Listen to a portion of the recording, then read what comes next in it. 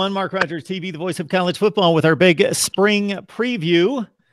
We have folks lined up from across the nation to preview spring practice. We're going to lead off with David Waters from Gators Breakdown, of course, covering Florida football. Dave, how you doing tonight? Doing good, Mark. Doing good. Busy time. Is there's no such thing as an off season anymore, Mark. So it's just it just keeps on going. It slows down, but there's no such thing as an off season anymore. It doesn't exist. I have people that don't cover or follow college football that ask me all the time when the season's over, what are you going to talk about? Yeah, don't get me started what we're going to talk about. It's just crazy. So looking at Florida football, give us the pluses, the minuses, what you're looking for, what's really going to get your attention. Obviously, the breaking news, God forbid somebody gets hurt. Those sorts of things are going to break at some point in camp. That's going to take your attention. But at least at the outset, what has your eye? For the first time, Mark, and who knows how long we feel somewhat confident about the quarterback position with Felipe Franks. There's still some part of Gator Nation that doesn't want to fully come around, and we'll see where it goes. You got Felipe Franks, Emory Jones, Kyle Trask, Jalen Jones, true freshman, as well, going to be all taking part in spring. But it is Felipe Franks' job first and foremost. Can Emory Jones? I guess the question is, can Emory Jones improve enough from the end of last year and through spring practice to where this is somewhat of a competition when Florida rolls around and plays Miami game one? If you're asking me, I still think it's Felipe Franks' job. Can he lose it during the season? Maybe. Maybe.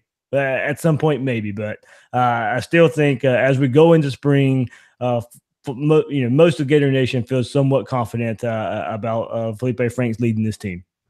Talking Florida football with David Waters from Gators Breakdown. He's right here on YouTube. You can also catch him on your favorite audio platform, and it's the very best in Florida football coverage without a doubt. Let's also keep in mind, everyone, that we've got the Super Chat going right here. One of the reasons we're bringing everyone through, we want to get your contribution here to Mark Rogers TV, the voice of college football. And keep in mind, we are launching a Patreon channel that just was underway just a couple days ago. You're going to get some exclusive content there. Please join us on a Patreon. Dave, I've got a large Miami contingent here. Of course, that's game one, August 31st. May get moved back a week. We still have yet to hear on that. Miami fans are pumped for this game. They think the Gators have been dodging them forever. What's the Gator fan base take on Miami?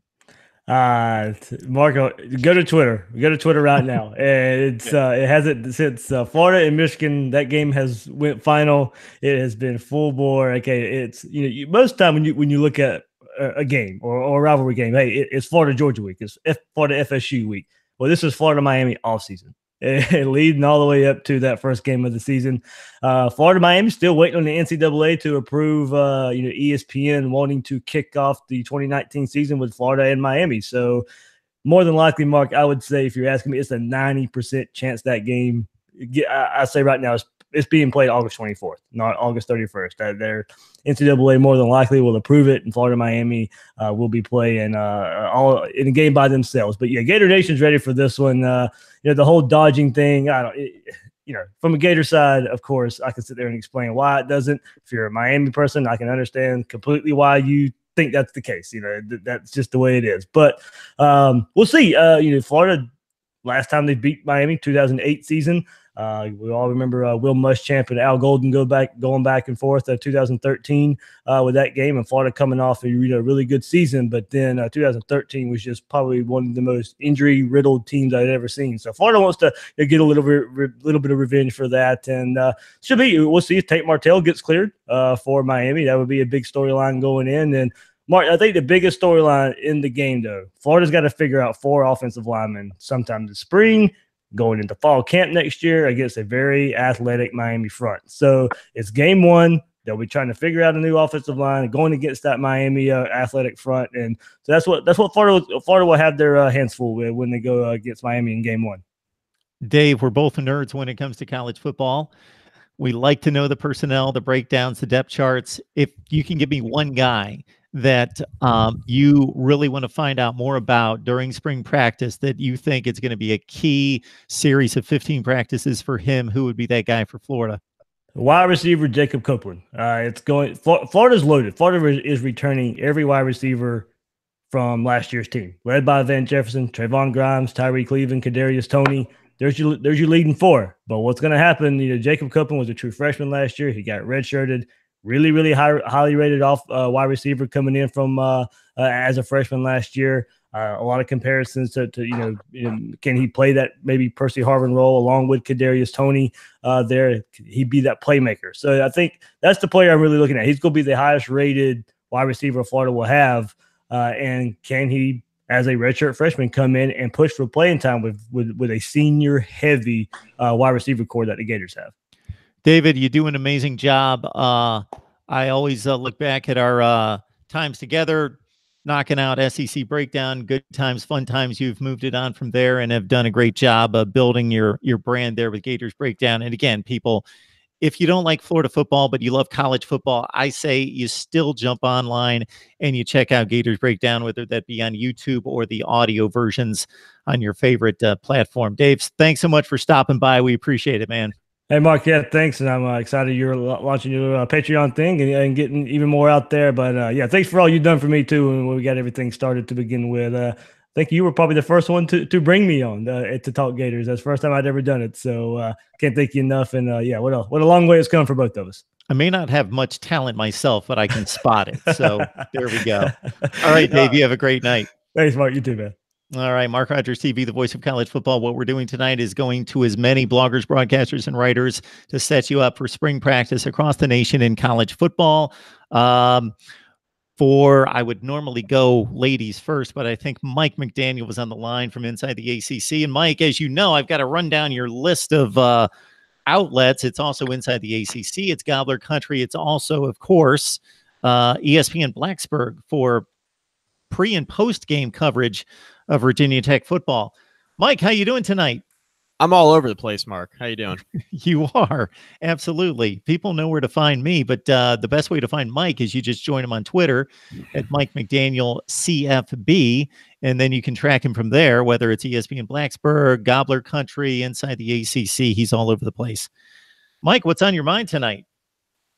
Not too much, Mark. I mean, we got ACC spring football kicking off across the entire conference. We got, Virginia Tech's spring practice in particular. It looked like they were going to kick things off this past week, but decided to push the start of spring practice back until March 18th. So still a couple of weeks for the Hokies here. That's kind of been the news around Blacksburg. Kind of inexplicably moved back a few weeks. There were a number of guys who were listed as injured and limited participants for spring practice. And, I think that Justin Fuente and his staff have done a pretty nice job at, making sure that a lot of these guys have stayed healthy throughout the spring period. And I think that they're continuing in that nature this spring with, pushing spring practice back a bit so they have more guys available at their disposal. Ever since DeAndre Francois went down against Alabama the opening week of 2017 as the number 3 team in the country at that point, then they imploded to go 7-6, but at least they finished over 500, still were competitive against just about everyone, and we didn't know how bad it was going to get the next season. We thought that was the bottom for Florida State football. Jimbo Fisher, not necessarily his heart in it that final season, moving on. Wow, with all that talent, they've got to bounce back. And I was just looking at the numbers the other day on Florida State football, Mike, and it was even worse than 5-7. If you really dissect their performance on the field, they played a decent game when they beat Wake Forest by 3 touchdowns, and they played a decent game in escaping against Boston College 22-21. Other than that, they almost lost to Louisville. That's how bad it was. And Louisville was arguably the worst Power 5 team in the country. What can we make out of Willie Taggart's performance thus far? Your thoughts about Florida State, because the recruiting rankings tell us that they should still be good and that they're still stockpiling, maybe not Florida State top 5 talent, but something close to that. They almost have to bounce back, you would think. Yeah, you would think so. And I think with Florida State, when Jimbo Fisher moved on as quickly as he did, it kind of forced Florida State at the end of the 2017 season to move on every bit as quickly. And, Willie Taggart was brought into the fold, and the hire was made, and it was really Willie Taggart or bust from the start. And I think expectations, because Florida State was ranked number 3 to come into the 2017 season, and they were so highly thought of, and they recruit so well, and they have so much talent on their roster. I think that a lot of people went into the 2018 season, fans and boosters around the program, thinking that they weren't that far off from the 2017 season, when they entered the year as a top 5 team in the country. And I think those expectations were a little bit unfair for Willie Taggart in year one. With that being said, Willie Taggart, with the offensive prowess and with everything that was expected of him coming into his first year with the program, it was a colossal disappointment. There's no question about that. Even with expectations being high at Florida State, like they should be, and they always have been, you can't look at 2018 as anything other than a disappointment. And I think, coming into the 2019 season, obviously they're kind of turning a new leaf at quarterback. DeAndre Francois, of course, got into more legal trouble. He's no longer with the program.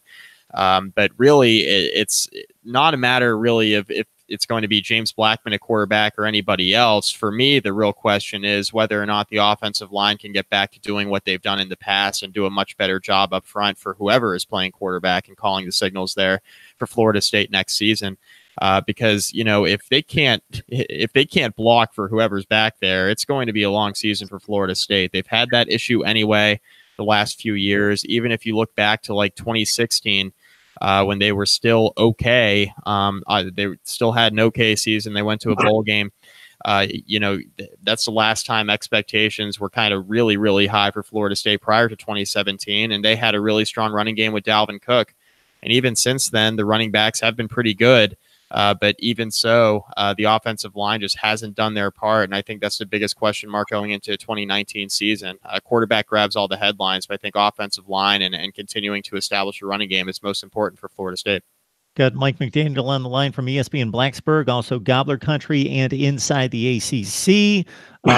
Whether it's the talent advantage that Miami has in trying to win a coastal division, which almost never gets done, just that one in 2017, whether it's Mack Brown at North Carolina or any other storyline around the ACC, what else has your attention that's you're going to want some information back on in the next month?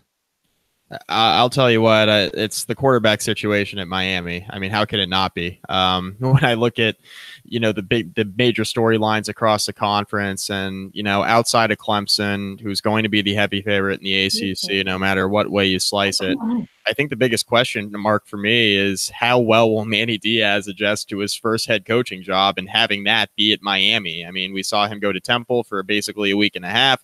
He comes back because the Hurricanes job opens up unexpectedly, and now you're going to try to figure out who's going to play quarterback. And the biggest question for Miami over the last couple seasons is who is calling the plays and what kind of quarterback play are we going to get? Because Miami, for as much talent as they've had on offense, they have not been very good. The last couple of years, really, even in 2017, when they had a 10-win season, there were a lot of games in there that they could have lost, and it was really their defense forcing the turnovers and doing everything that they did on that side of the ball under Manny Diaz. It really helped Miami throughout the 2017 season to get to an Orange Bowl. And you saw last year when the defense kind of regresses to the mean, you don't necessarily turn over the ball as much as you expected, and then the offense continues to be mediocre at best. That's the kind of season you're going to have. And it was a rough go of it for Miami, and it's just going to be interesting to see who they end up going with as a starting quarterback. If Tate Martell is eligible and he's the guy, it's going to be a great thing for Miami. Obviously very highly recruited and highly thought of, but they have a lot of talent up and down that roster.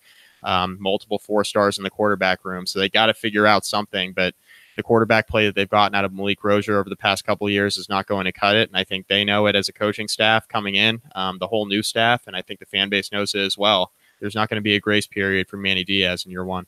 All right, everyone. We encourage you to check out Mike's work during the season at ESPN Blacksburg, pregame and postgame during the Virginia Tech football games, and also inside the ACC. Obviously, conference basketball tournaments starting here next week, and also Gobbler Country. Mike, we appreciate you stopping by. Appreciate it, Mark. Thanks. Thank you. All right. Just want to let everyone know that this is Mark Rogers TV, the voice of college football. We bring on the best bloggers, broadcasters, and writers in the industry.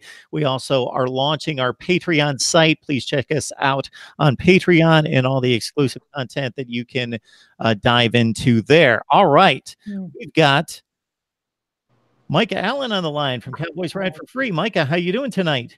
I'm doing great. How are you? Thank you so much for your patience. I appreciate this. So basically, everyone, what I've asked these various guests to do is to jump on sometime between 8 and 11. They don't know exactly what they're going to run into. When I try to slot them every 15 minutes, that hasn't worked. So again, thank you so much. When I've got like 18 or 20 guests, we don't know if we're going to have 3 on at the same time or what the deal is. So Micah, thank you so much for staying with us here. We talked about this the last time we had you on. I just thought it was possibly the oddest season in college football in Stillwater last year. You beat all the good teams or were extremely competitive, meaning down to the wire, 2-point play against Oklahoma and Norman. You beat Boise State, you beat Texas, you beat Missouri in a bowl game as a 10-point underdog. But then on the flip side, you lose to the likes of Baylor and Kansas State and some others.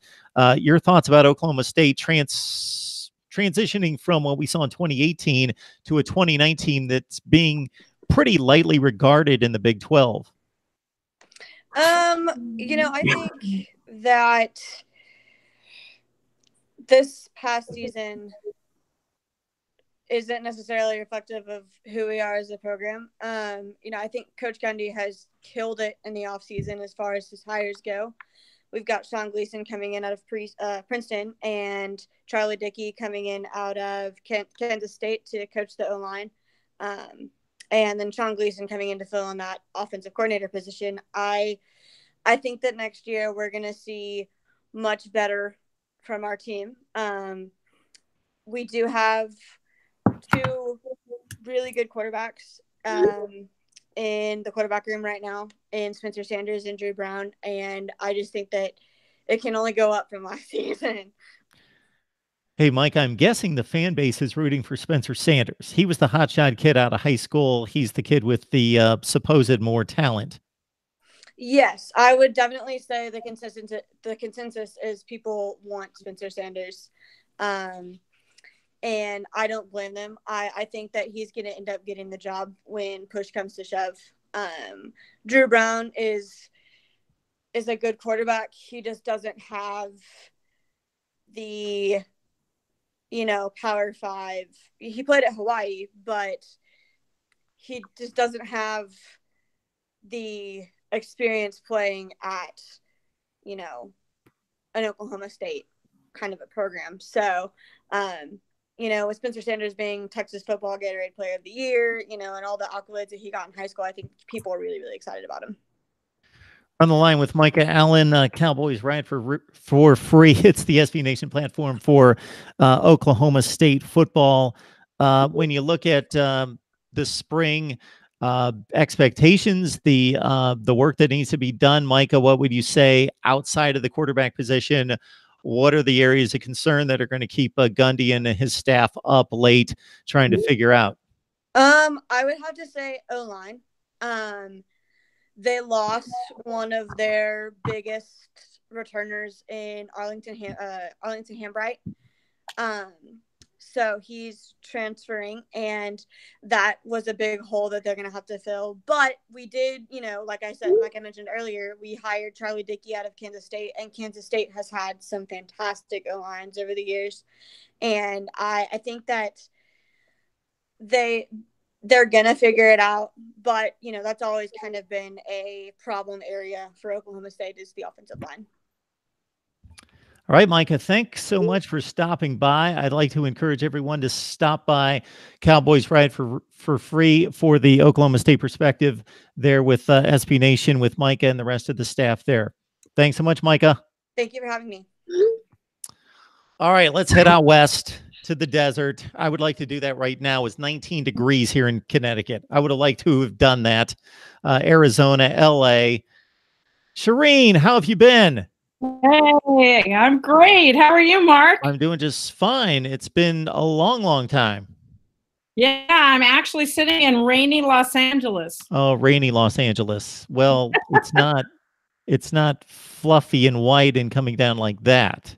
No. But it was in Tucson. A couple weeks ago, there was a full snow that covered the Arizona football field, and the football players were running towards the stadium. They had a big snowball fight. They had a competition to see who could run the fastest in the snow. Of course, J.J. Taylor beat everybody out. There's about 15 players, and he's the star running back. So he did a really good job. Well, Shireen, when it's a novelty, you love it. When it's not a novelty and you see it every day for like 73 days in a row, then it's horrific. You get sick of it. Yeah. Horrific. Good word. These guys were looking at snow on palm trees and swirl cacti.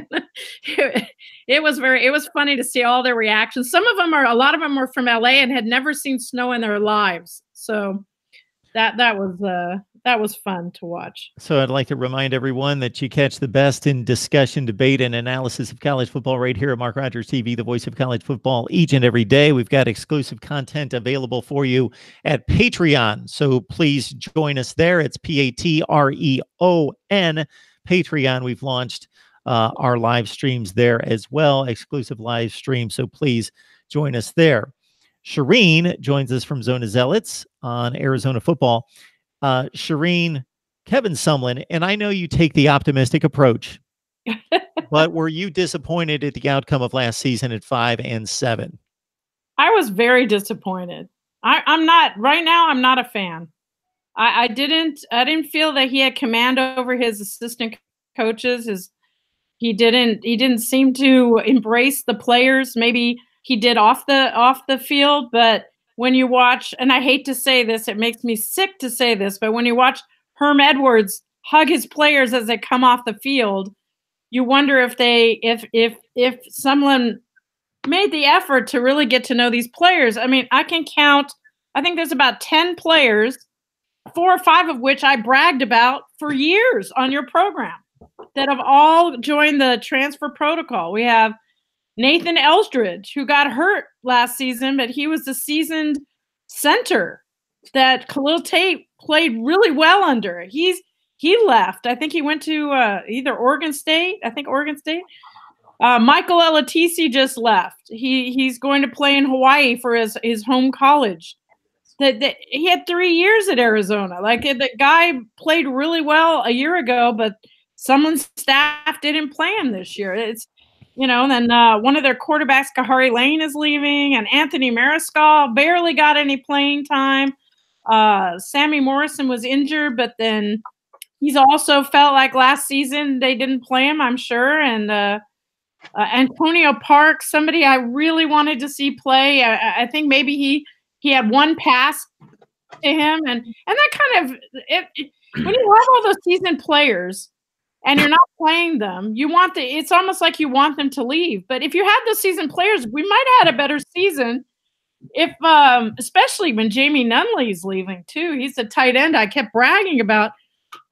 You would think that Tate had all these targets and help on the O-line, but they didn't use it enough. So if that left me just, I think I wrote 3 or 4 articles about, here's some hints, Sumlin and staff, on what you could do to win more games. And I think Khalil Tate unfairly got the brunt of it, and that upset me as well. Usually the head coach goes in first to the press conference and then the players.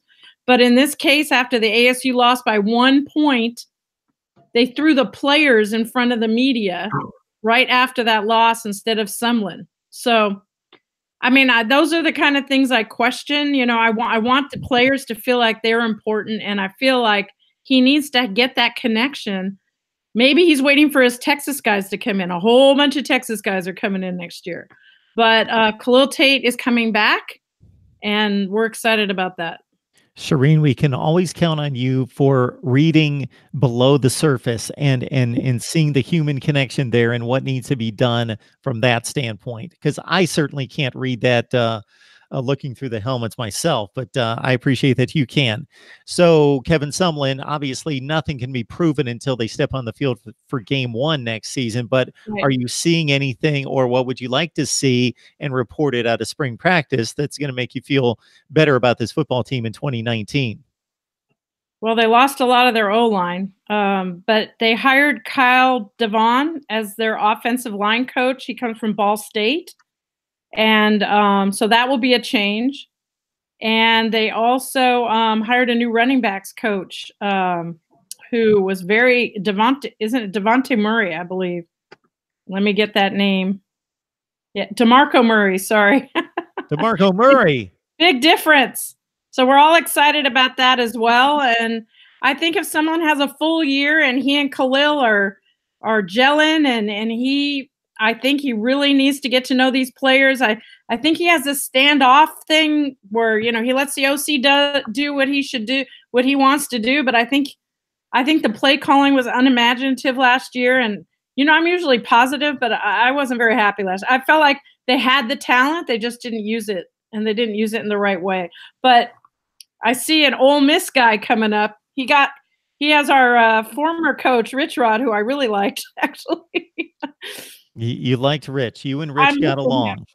Unfortunately, Rich got along with too many people. Yes. that was the problem. That was the problem. You gotta be careful of who you get along with and how much you get along with them.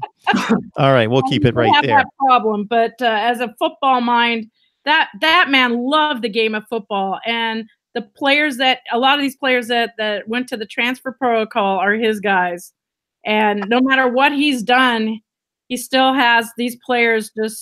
They still have this connection with him. So, Shireen Ryan from Zona Zealots, join her there and the rest of the staff. I know that the basketball season isn't going up to typical Arizona standards, but they'll cover spring practice as well, get you set for 2019. Shireen, thanks so much for stopping by. We appreciate it. We know it was late notice. No problem. Thank you so much. See you soon. Okay, bye. Okay. All right, it's Mark Rogers TV, the voice of college football, and we want to let you know that we've got exclusive content coming your way on Patreon, so please join us there. You can join the Super Chat as well and help us as you contribute to Mark Rogers TV, the voice of college football. And I got to thank Jake Evans from the Rebel Walk. He has been waiting patiently, listening to all sorts of nonsense from the Pac-12 and the ACC. And what is that all about, Jake? We know where the best football is played, right? I don't know about all that jazz, but I know the SEC is the best, and I'll leave it at that. That's what I figured I was going to hear there. Yep. How are the Rebels looking?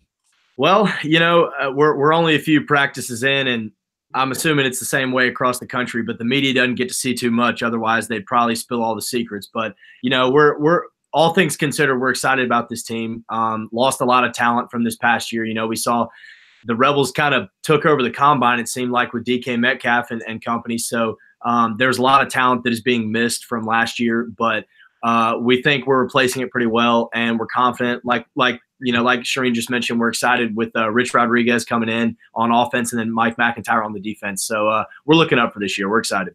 That NFL combine performance by a number of those guys was pretty impressive. You had the fastest defensive back, correct? Correct. Yep, Zedrick Woods. And as you mentioned, Metcalf was outstanding.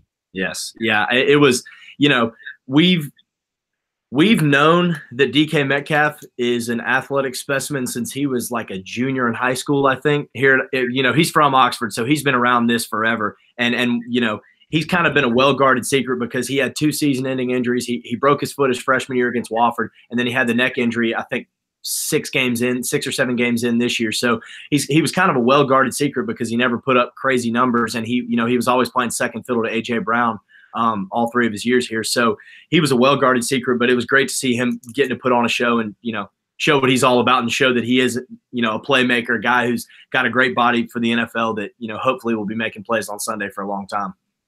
We talked the last time we had you on maybe a month ago concerning, while you've got a young, inexperienced head coach, you've got a situation where you've got 2 fairly successful head coaches on the other side of each of the line of scrimmage. On the offensive side, of course, Rich Rodriguez, Mike McIntyre defensively, where they can support Matt Luke and kind of help him along. And he's obviously got 2 seasons under his belt already. So it's a well-fortified coaching staff that should gain a lot of credibility and respect from the players. Yeah, and that's kind of, like, we agree with that completely, because there's a lot of people that have had doubts about Matt Luke just because of, like you said, the inexperience and the fact that he stepped in and this is his first head coaching job. But I think that he's been around this program long enough that he knows how to handle the players and the families and recruits in the state of Mississippi. And I think he knows what this program's all about. And then, like you said, bringing in 2 head coaches to be coordinators for him, I think, is a huge deal that is going to help him out a lot this year, because he gets that good experience. He gets experience from around the country, different systems, things like that. And so, I think that this season is going to be good to see that. Yeah, I think it's going to be a good test of how that's all going to gel together, and kind of letting head coaching egos dissolve a little bit. But we're excited about it, and I'm hoping it's going to work well. We get Jake Evans on the line from the Rebel Walk. Join him and the rest of the staff there covering Ole Miss football, Ole Miss athletics. As you took Kentucky to the last minute or so, but couldn't quite get it done last night. Man, we did it with Kentucky last night, and we did it with Tennessee last week. I mean, this Ole Miss team is. It seems like in every sport they seem to play to the level of their competition. I mean, they took Tennessee down to the wire, and we really thought they should have won that game last week. And then they go to Arkansas over the weekend and lose, and then come back home to Kentucky and take them right down to the wire. So they're a good team. It's not college football, so I won't keep going on it too long. But they're a good team, and we're hoping that they're going to sneak into the tournament here and maybe win a few games, make us proud. All right, folks, if you enjoy the best discussion, debate, and analysis in college football, please join us right here at Mark Rogers TV, the voice of college football, also on Patreon, and contribute here on the Super Chat. Jake, before we let you go, give us one guy that you really want to see stud out, be a player, be a man, show up and fulfill some potential during spring camp that's going to make you feel better about him contributing this fall. Without hesitation, Matt Corral. Not a question in my mind. He had all the talent in the world coming out of high school. He got to sit a year under Jordan Ta'amu, learn the offense. Now he's switching offensive coordinators. It's going to be good to see how he's going to adjust to that, how he's going to take his skill set now after giving it a year to develop. He's working with new receivers than he had last year, relatively new offensive line. He's still got Scotty Phillips, same running back with him, but 110% Matt Corral. He's the guy. If he doesn't show up, the Rebels they're doomed this year. So it's on him. I need to see him show up. Hey, Jake, thanks so much for stopping by. Tell Evie I said hi. Absolutely. Thank you, Mark. Appreciate that. All right. Football talk with Jake Evans.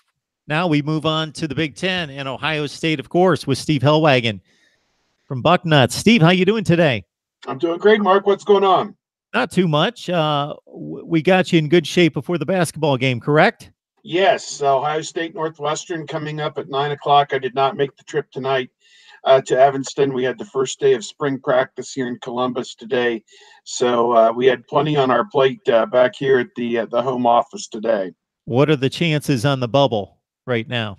Well, they're hanging tough, but they've got to win one of these last 2 games against Northwestern or against Wisconsin on Sunday.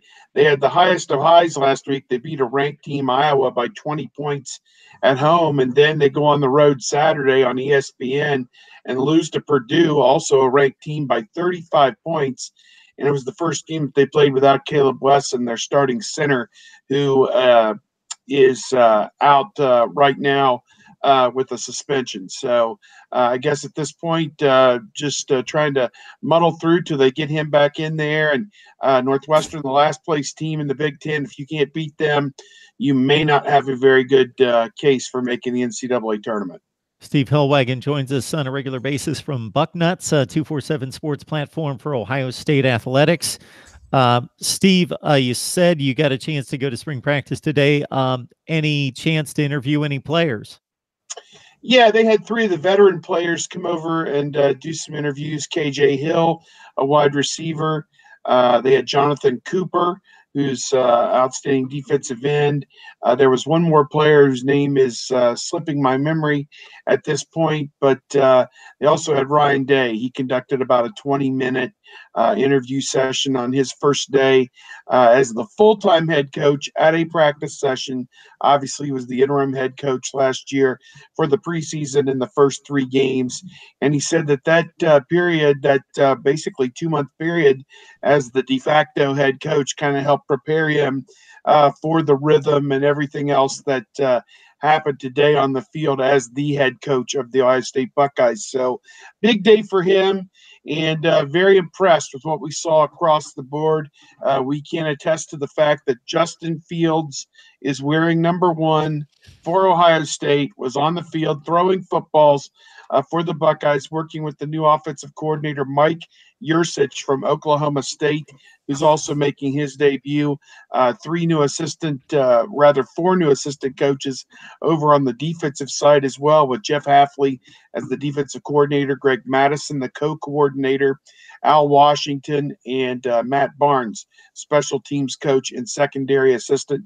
So a lot of new developments. I think a lot of people want to make sure that Fields is going to carry on what Dwayne Haskins was able to do, which I'm not sure that that's gonna happen to the tune of 54 touchdowns that Dwayne Haskins had this past year between running and throwing. But Fields in the offense probably going to be okay. But perhaps just as big a question is whether Hafley and Madison and these new coaches can get better defense out of Ohio State, maybe going with some different looks and some different tweaks.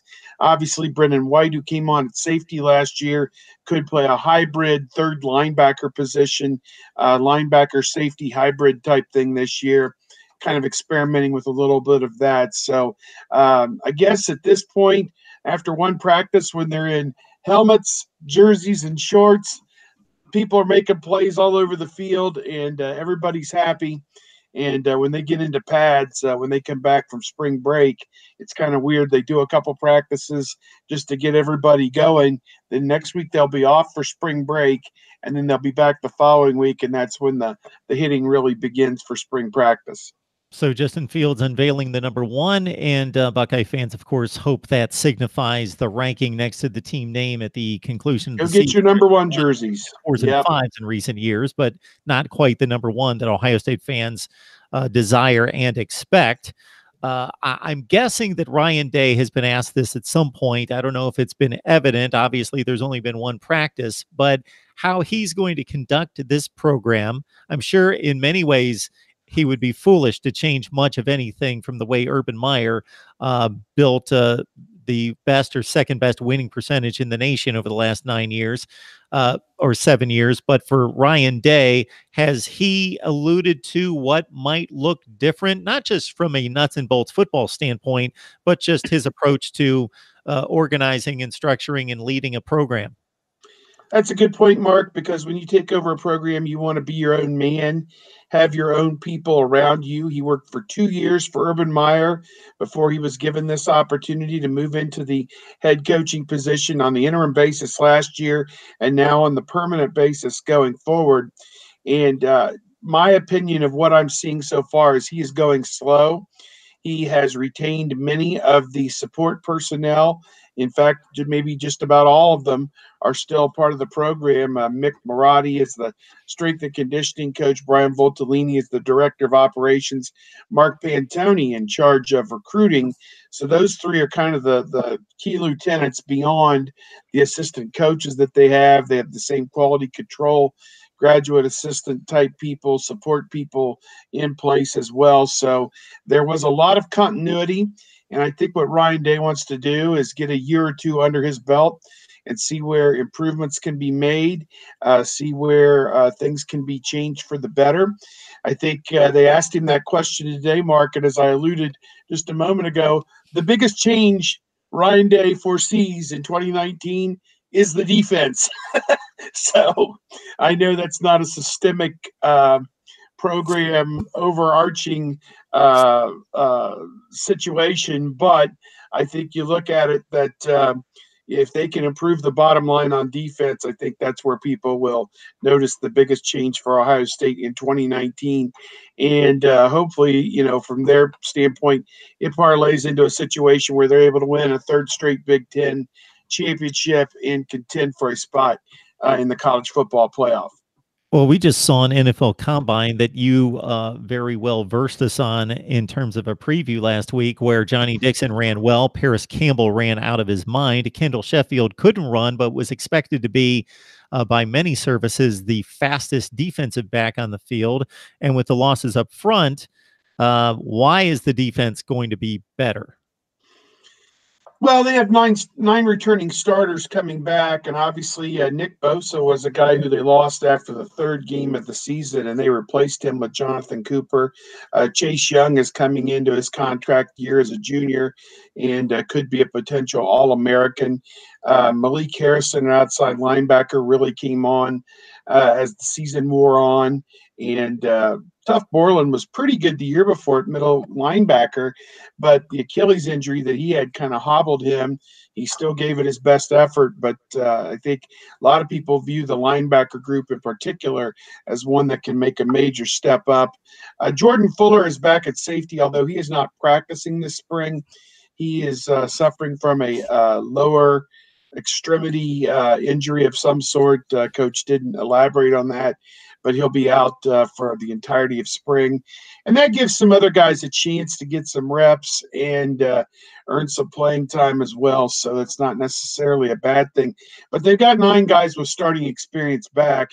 It's just putting those 9 guys in the right position so that they can succeed, I would say, at the top level. So to me, to revamp the defensive staff and get a new set of eyeballs on the situation is probably the best thing that Ryan Day could have done, and give everybody a clean slate, and the best players will play going forward, and they will fashion their scheme around those guys. Steve Hellwagon is Big Ten senior writer at 247 Sports. Bucknuts, Ohio State Athletics, getting ready to take in the Ohio State basketball game against Northwestern. Joins us on a regular basis to talk Buckeyes football. Steve, we appreciate you being flexible tonight.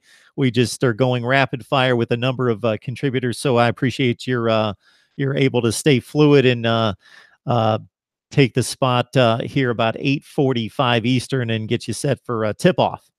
All right, Mark. Well, good luck with the platform. Appreciate it.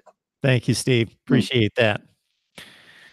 Texas obviously took a lot of people by a surprise on New Year's night with the demolition of Georgia, although it was by 1 touchdown on the board. If you watch the game, it was domination for much of the game in New Orleans as Texas finished in the top 10 in the country after a runner-up showing in the Big 12. We talk Texas football on a regular basis with Steve Helwick.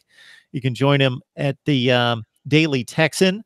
Also covers the MAC for SB Nation's Hustle Belt, and also does work there at the University of Texas campus station. Steve, how you doing tonight? I'm doing pretty well. Excited to talk football again. It's not the most football time of year, but there's always content. Yeah, there is always content. There's plenty to talk about. I actually have more than enough to talk about. I have all sorts of top 10 lists coming out with coaches' rankings and conference rankings that we just concluded, schedule rankings, player rankings. So you can always dig up something. And now just here in the next few days, we're going to have just about every major school across the country playing college football and at least knocking pads against one another. So for Texas, suddenly, because of the way this season ended in 2018, the expectations have just risen to massive proportions, Steve. Texas hasn't entered a season with this high of expectations in a while. Maybe from fans because there's always a lot of internal expectations, but now there are external expectations, just nationwide. People might have Texas in their playoff. It's a common Big 12 winner projection.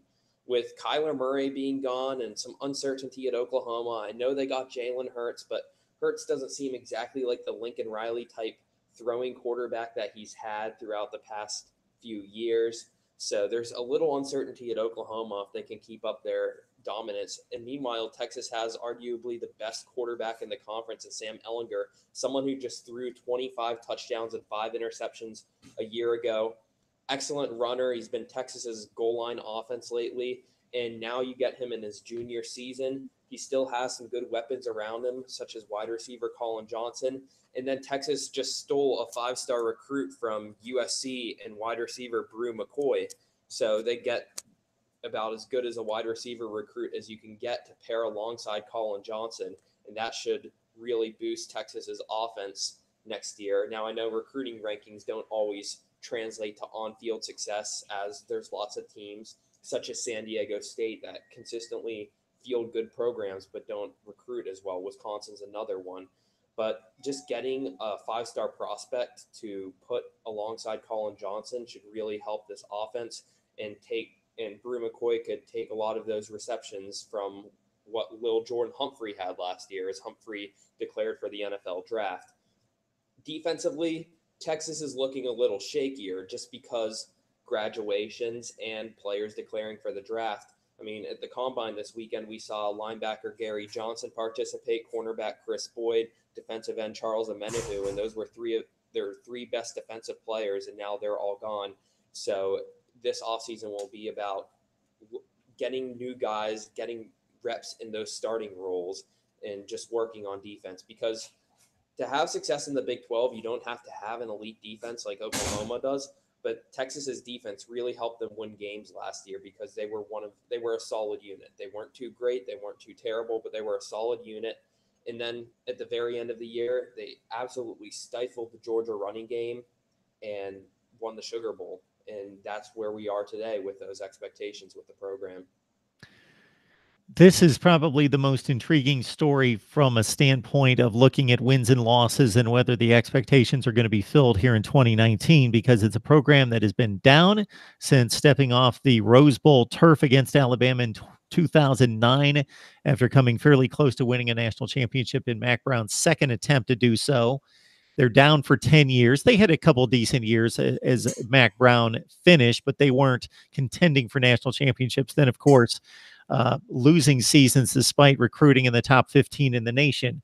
Then, bam, Tom Herman takes over. The defense plays lights out 2 years ago. They get very close to beating a lot of teams such as Oklahoma and Oklahoma State in overtime. Then the offense takes off behind Sam Ehlinger. He turns into a different player, really shows his development.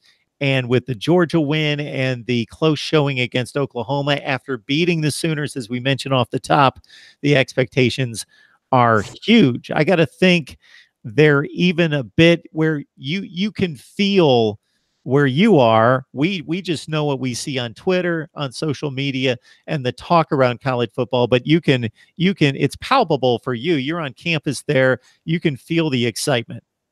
Mm-hmm. I mean, a lot of people see Texas going to the playoff, and that's just because the Pac-12 has been down a lot lately. And the Pac-12, there's so many teams in the Pac-12 that just beat each other up, and their champion will finish with 3 losses, such as they did this year in Washington. And then the year before, USC finished with 4 losses. So that means that there's 4 power conferences left for 4 playoff spots. And if something like that, unless Alabama and Georgia both make it like they did 2 years ago, it seems like the Big 12 champions destined to spot. Oklahoma has made it in 2015, they made it in 2017, and they made it in 2018. 3 out of 5 success rate for the Big 12 champ going to the college football playoff. So if Texas can establish precedence over Oklahoma, beat them in the regular season again this year, and probably have to beat them in the Big 12 championship game. If they can beat Oklahoma and get that Big 12 championship, that's a playoff spot. Now, that's a lot easier said than done, just saying that they're a playoff contender in March, but they're definitely a dark horse in there. The Big 12 champion does have a good shot just because no Pac-12 team seems to be as dominant right now as they were back in the Oregon-Stanford days of the early 2010s. So unless the SEC or the Big Ten can get 2 teams in, it seems like the Big 12 winner is in good shape, and Texas has a good shot at winning the Big 12 this year. Steve Helwick joins us on a regular basis to talk Longhorns. So you can join him at the University of Texas campus TV station, the Daily Texan as well, and also SB Nation's Hustle Belt. Steve, once we get some news out of Texas camp, hopefully we can have you back to talk up with more analysis on the Longhorns. Thank you, Mark. Thanks, Steve. We appreciate it. We'll remind everyone, this is Mark Rogers TV, the voice of college football. We aim to deliver the best in discussion, debate, and analysis in college football each and every day. You can contribute by joining us on Patreon. We have just launched, and so we direct you towards some exclusive content there, as well as doing your Amazon shopping by grabbing one of the links down in the description section below of any of the videos. And again, you don't have to buy the product, just enter Amazon using that link. I appreciate all my guests tonight because I couldn't slot people based on time, because I've tried to do that in the past, slot them every 10 to 15 minutes, and it's turned out to be a nightmare. So I just throw the link out there, and hopefully they kind of spread the wealth and jump on when it's convenient for them, and it works out. Got Kevin McGuffey on the line from Last Word on College Football to talk Kentucky football. Kevin, it's been a while. How you been? I'm doing good, Mark. How are you? Good to talk to you. Absolutely. It's good to hear from you. And I got to tell you, just the other day, I finished my rankings for 2018. I ranked the teams, not just the top 25, which I released right after the season ended, but I ranked all the FBS teams 130 to 1 to all the way to number 1. And I continue to get backlash about giving Kentucky too much credit, even after the bowl win against Penn State and the other wins against the SEC and the very credible losses, close losses that Kentucky suffered. Really one down game against Tennessee, but people still just can't believe it and give you enough credit. Yeah, I've heard that. You've talked about that before. Yeah, I mean, Kentucky, the best season they've had in since 1977, and we should give them credit where it's due. I'm sure a lot of that is probably coming from the greater Knoxville area. If I had to guess, but for people giving you grief, but now I mean they ended up. I was like 11th or 12th, I think, in the final rankings. It's the highest, like I said, since 1977. It was just an incredible season that was capped off by that great Citrus Bowl win over Penn State. So, I mean, I think, you just base it year, by that year. I think, like I said, Kentucky was definitely one of the biggest surprises in college football. And, I think they deserve that ranking, but, that's just me. So, you know what ranking I thought they deserved, because I gave it to them? 7. Right. Now, I thought that they were the 7th best team in the country, but I thought that they played the 7th best football performance against their schedule based on the wins that they had and the narrow losses. So we got to put that in the background. That's in the rearview mirror. Now we got to look forward to Kentucky football in 2019. Minus. I see a lot of minuses on defense and big minuses. How are those guys, all that we saw at the NFL Combine over the weekend, going to be replaced? Yeah, that's the biggest thing going into spring practice. You start with Josh Allen. I mean, depending on who you look at, what drafts, possible number one pick, anywhere from 1 to 4. And they have to replace the entire secondary. Derek Beatty, Mike Edwards, Chris Westry, Darius West. All of Lonnie Johnson, who, has really turned heads, I think, at the Senior Bowl and also at the NFL Combine. You have to replace, all of those guys, and there's not a whole lot of experience there. It's especially, a lot of guys haven't played a whole lot of minutes, and it's going to be interesting. A lot of guys, that we've talked about in the past, like in recruiting, it's going to be a matter of, stepping up and seeing what happens. And because, the August 31st, against Toledo, the quarterback's name escapes me right now, but I know he's one of the better quarterbacks in the MAC, and it's going to be that's going to be a tough game. Not going to be a very easy game to start off with. But like I said, you've got, a bunch of, they've accumulated cornerbacks, like Stanley Garner, Yusuf Corker, guys like that. They have Moses Douglas, the son of former Cap Maurice Douglas, who's coming in as a true freshman. I could see him playing an awful lot this year. As far as, replacing Josh Allen, you've got, Josh Paschal, who had the cancer, issue, had the cancer, found the malignant melanoma in his foot, missed most of the season, came back, at the end of last year and played some good minutes. You've got him, you've got Chris Oates, who did tremendous things, as a true freshman last year. I said the spring is going to be interesting just because, watching Stoops, now, and of course, Kentucky has a new defensive coordinator. Matt House, after some back and forth, ended up taking a job as a linebackers coach with the Kansas City Chiefs. So they promoted Brad White, who was the inside linebackers coach, to the defensive coordinator. He spent 6 years with the Indianapolis Colts before he came to Kentucky. And then they brought in John Summerall, who's a former Cat from the early and mid 2000s, who had just been like 1 year or 2 years at Ole Miss and basically taking Brad White's job. But that's going to be an interesting thing, is just watching these guys who have not really played a whole lot, seeing how it goes, in the spring, leading up to the spring game coming up in April. We've got Kevin McGuffey on the line from Last Word on College Football. And this site, talking about Last Word, has been as good to me as any, between Kevin, Tony Siracusa, Lauren Beasley, Jason Ray, and of course, Mike Laval. Hopefully I'm not missing anyone. I don't believe they join me on a regular basis, and well beyond what you see here on the videos, support me and my efforts here at Mark Rogers TV, the voice of college football.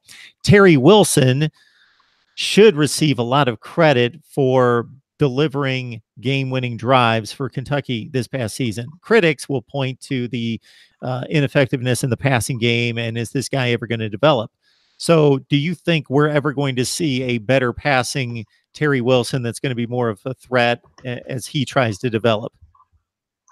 I think so. I mean, if you go back and look at, like even Steven Johnson, a couple of years ago, he struggled some in his first year, but then that second year, he made a big jump. And that's one of the things that Coach Stoops talked about the other day at his first press conference of the spring, that they're really expecting Terry Wilson to make that jump, because he had never, before last year, he had never played in a major college football game. He played at, a community college, and then basically just got thrown into the SEC, thrown to the wolves, so to speak. And, he did a really good job. I don't think, his turnover numbers were a little high, but that got better as the season went on. But I think, I think you're going to see a big improvement, from this year and from this year to last year.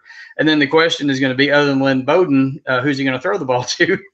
So it's kind of the same situation as with the secondary guys. There's a lot of young guys, Josh Ali, Kevon Thomas, Ahmad Walker, Wagner, excuse me. Guys that, played limited minutes. Taven Richardson was a guy they were expecting to, get a lot of minutes this fall, and he decided to transfer, out of the program. So, but it's the same thing. That's one of the big things. The two big things I'm looking for watching during spring practice is the development of the secondary, and then finding that second target to go with Lynn Bowden. Because, as we saw what, Bowden could do in the Citrus Bowl against Penn State. He finally, really started living up to all the hype that came in. He was Kentucky's most prized recruit 2 years ago. And, he really turned it on at the end of the season, possible. I think he should probably be in the mix, possible all SEC, preseason. But like I said, those are the two things that they're really going to be watching. And then, of course, another is, replacing Benny Snell. But the Cats, that's one place the Cats are really well stocked. AJ Rose, who split time with Snell last year. And then you got two other guys, Cavassier Smoke and Chris Rodriguez. And then another name to watch is a Travis Tisdale, who's a incoming freshman who's really highly touted out of Georgia. So, they're well stocked in the running game. It's just a matter of, like I said, finding that complement to Bowden is the biggest thing on offense. Kevin, have you ever heard of Patreon? Yes, I think so. I mean, the name sounds familiar, and not just because you mentioned it 10 minutes ago. Week, and one of the reasons we're having everyone on in rapid fire fashion tonight is to promote our content that's provided right here at Mark Rogers TV, the voice of college football. So if you go over to Patreon, we're urging and encouraging folks to do that, to head over to Patreon, where we're going to be providing some exclusive content over there. but I consider it one complete package. So you get, your 99+% free, and then you throw us a few bucks at Patreon and help the cause to keep us going. But Kevin, we always appreciate you stopping by, talking Kentucky football, and getting your mind off the basketball team for just about 16 minutes so you can talk some football. Yeah, it's getting that time of year. The SEC tournament is next week, and the Cats are doing pretty well right now. It's three-way log jam at the top of the SEC with Tennessee and LSU. So, but yeah, we'll be watching that, and then keeping an eye on spring practice. And like I said, as always, appreciate you having me on. Look forward to talking more in the future. Thank you so much, Kevin. We will catch you soon. All righty, thank you. Like to thank everyone that's on the live chat. We appreciate your contribution. We appreciate the comments, and of course, hit that like button. Got Joe Hunk on the line from the Fallout, 7:40 a.m. Joe, we hope you've been working out, because we're going to have you doing double duty tonight. You got to help us out with Auburn. You got to help us out with Alabama too. I had a feeling you might ask me about that. I had a feeling that you may ask me a little Alabama stuff, which is so much easier to talk about than Auburn, because everything's fine. Everything's always amazing. They're just getting ready to find somewhere they can add another national championship trophy. Okay, we'll ease into it then. We'll let you work up into it, and then you can put your thinking cap on for later. Let's start with Alabama. What would be the concern? If you could narrow it down to one concern, from what I'm hearing, it's maybe the defensive backfield heading into 2019 based on what we saw against the better teams, i.e. Clemson, and second half against Oklahoma. In the college football playoffs. That would be the place where Nick Saban needs to do some work. Well, you've got two sides to this. You've got the part about Savion Smith. You've got Deontay Thompson leaving. Those are the two, when you talk about the secondary, what you need to be looking for. But the biggest thing for Alabama isn't even between the white lines. It has nothing to do with the 22 to 33 football players that are going to be on the field. The biggest question mark coming in with Alabama, if there's one, because look, I've been in this state doing sports talk radio for over 6 or 7 years. It doesn't matter what happens at that university. Everything is always fine. I said that just a few seconds ago, but that really is the truth. I mean, any other university, if I were to tell you that they lose 2 to 3 different linemen, all of which could be first or second round draft picks coming up in a few weeks, you would be going, oh, this offensive line is going to be horrible. Oh, well, you lose Jonah Williams. Oh, it's okay. We've got somebody behind him. Oh, you're losing Ross Pierce-Baker. Oh, we've got somebody behind him. That's kind of how Alabama works. You lose somebody like not just one tight end, but both of them in Irv Smith and Hell Hinches. Oh, we're going to be fine.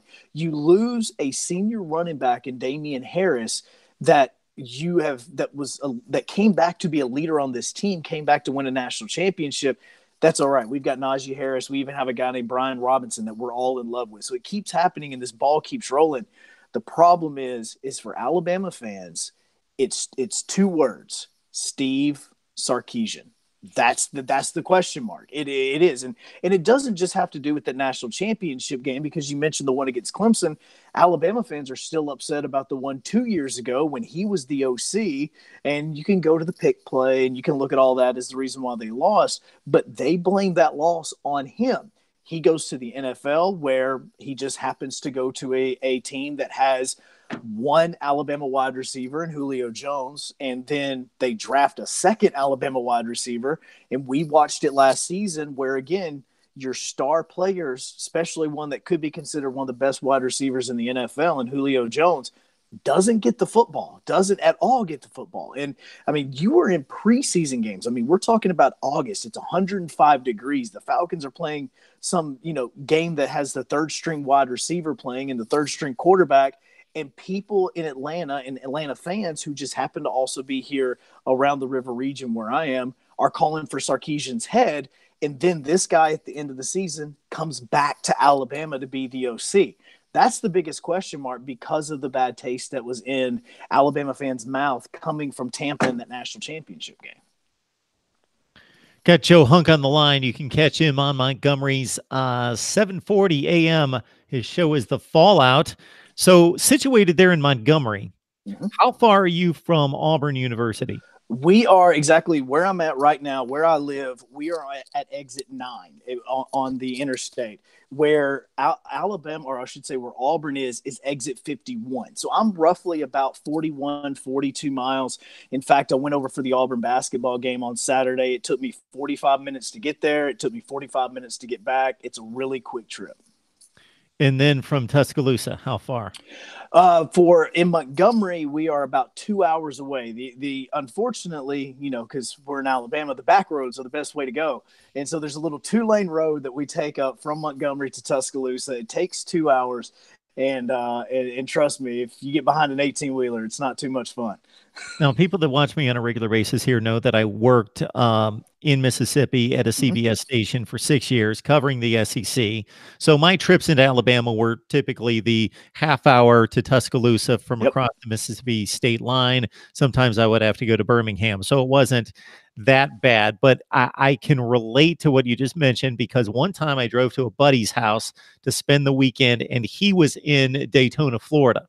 So I drove from Columbus, Mississippi to what, if you're from the north and you go to the south, and even though I'd been down there for a few years, I thought, you know what, Mississippi, Florida, is it that big a deal? And this is 20 years ago, before the GPS, the advent of the GPS to that extent. So yes, my overnight run through the winding roads of the back roads of Alabama was quite the adventure, with it pouring down rain in the middle of February, I think it was.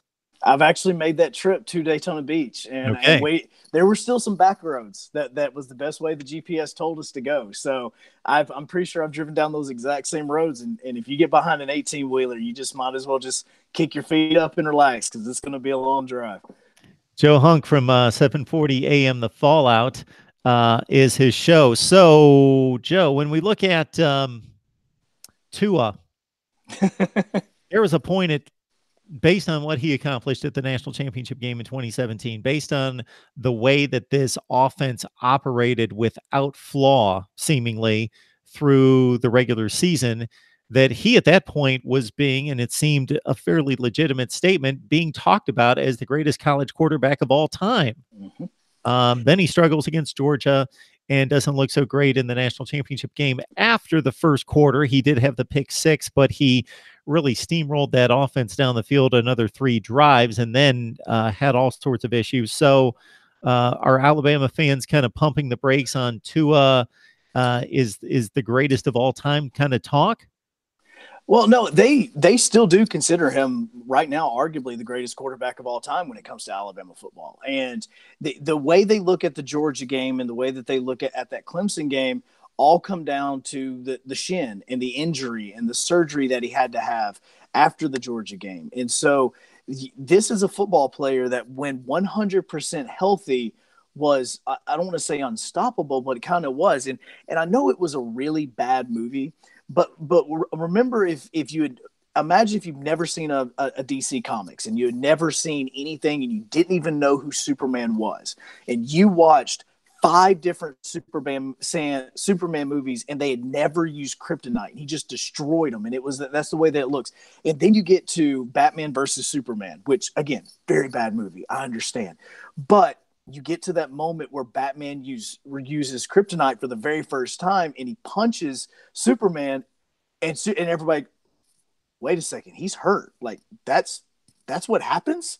That's what happened in the national championship game, or that's what happened in the Georgia game. And then you go to the national championship and there's some question marks, and you're like, okay, we know that this can happen, but we don't really believe this is the case. And you still saw that he wasn't 100%, but he was about 75 to 80%, which you would have took that over a Jalen Hurts, or you would have took that over a Mac Jones. Look, the University of Alabama loves Jalen Hurts. They love everything about him. In fact, yesterday, Oklahoma tweeted out a picture of Jalen Hurts in his Oklahoma gear with the number 1 on his jersey, and he's flexing, and he's like, it's go time.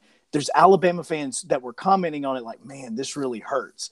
That wasn't the case 5 and 6 months ago when they wanted Jalen gone because they wanted Tua to play and they wanted him to be the all-time starter. But you look at how that SEC championship game went, and Jalen basically went out, won that game for Alabama to get them into the college football playoff and into the national championship. And it was something that everybody at Alabama was like, you know what? Tua is our guy, but we really appreciate everything that you did for us as a quarterback, and go ahead and go. Now Alabama fans just hope that they don't see Oklahoma in the college football playoff or the national championship. But if Tua is healthy, they're definitely going to like their chances, especially if you have a Jerry Jeudy and you do have Henry Ruggs and Devontae Smith is playing like he normally does. Because trust me, going back to that national championship game, I still sit here and think about how on earth did any of that happen? Like, you hear the talk, and there were certain players that would say, look, Josh Jacobs even said it. He said, look, we got on that field, and I could tell we didn't have the mentality that we needed to go win that national championship. And you can kind of hear that. A.J. McCarron talked a little bit about that after Alabama lost against Oklahoma after losing the kick 6 games to Auburn. But still at the same time, you're Alabama. You're supposed to be, nobody can beat you. And to see that game happen against Clemson, there's some Alabama fans, and I believe a lot of Alabama players that want to get back, want to play in that national championship game again, and want to play against Clemson. Got Joe Hunk on the line from the Fallout, 7:40 a.m. That's in Montgomery, Alabama. Joe's jumped on the line to help us out talking Auburn football over the last several weeks here at Mark Rogers TV, the voice of college football. So please join us on Patreon. We've got exclusive content available for you right there. And that would help us out considerably and help you as well, because if you like what we do here, then you can certainly contribute by joining us on Patreon as well. So, Joe, when we look at Auburn's situation, we take a huge step back from the standpoint of making that direct comparison. It just has to be brutal down there to be an Auburn fan, and you're rooting for one of the 15 most successful programs in the country. Yeah. But still, it's that direct comparison to Alabama. And when is this thing going to end over here that's in our backyard that we constantly have to deal with? Well, I'll tell you that it's actually been kind of fun to be an Auburn fan the past few days, because you were just talking to the guy from Kentucky and talking about, taking your mind off of basketball. We're less than 24 hours removed from Auburn coming back against Alabama, down 13 points to upset Alabama back in Coleman Coliseum. Auburn's only ever won there 8 times in the entire Coliseum's history, which was built like in the 50s. And so that was a very big win. And it's funny to see, and we can even go back to some of our discussions that we've had. If you go on YouTube and you watch some of the previous shows where Auburn fans start talking about, look, Gus Malzahn is not our guy. It's time for him to move on. We want another offense. We want another voice. We want different things. You're doing great with recruiting, but you're not developing. It is so funny to actually see the way that Alabama fans are talking about their basketball program, because all you have to do, if you listen to Sports Radio 740, is you take out Gus Malzahn and Auburn football and you put in Alabama basketball and Avery Johnson. It's the exact same conversation.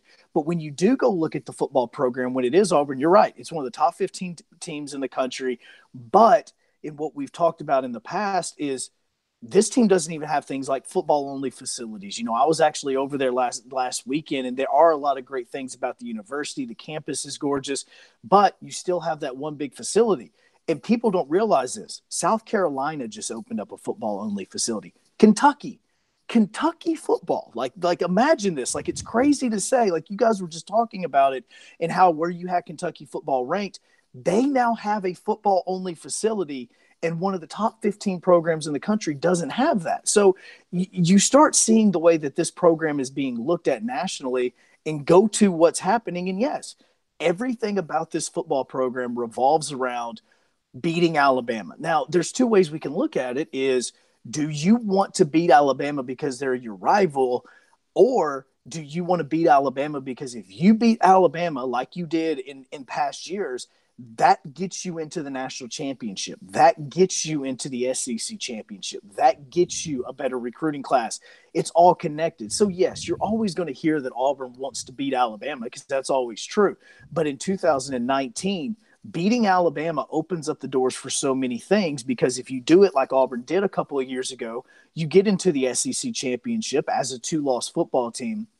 had the opportunity to beat Georgia, make it to the college football playoff. You go back, I just mentioned the kick six. They upset Alabama, even though it was like a 1-6 football game.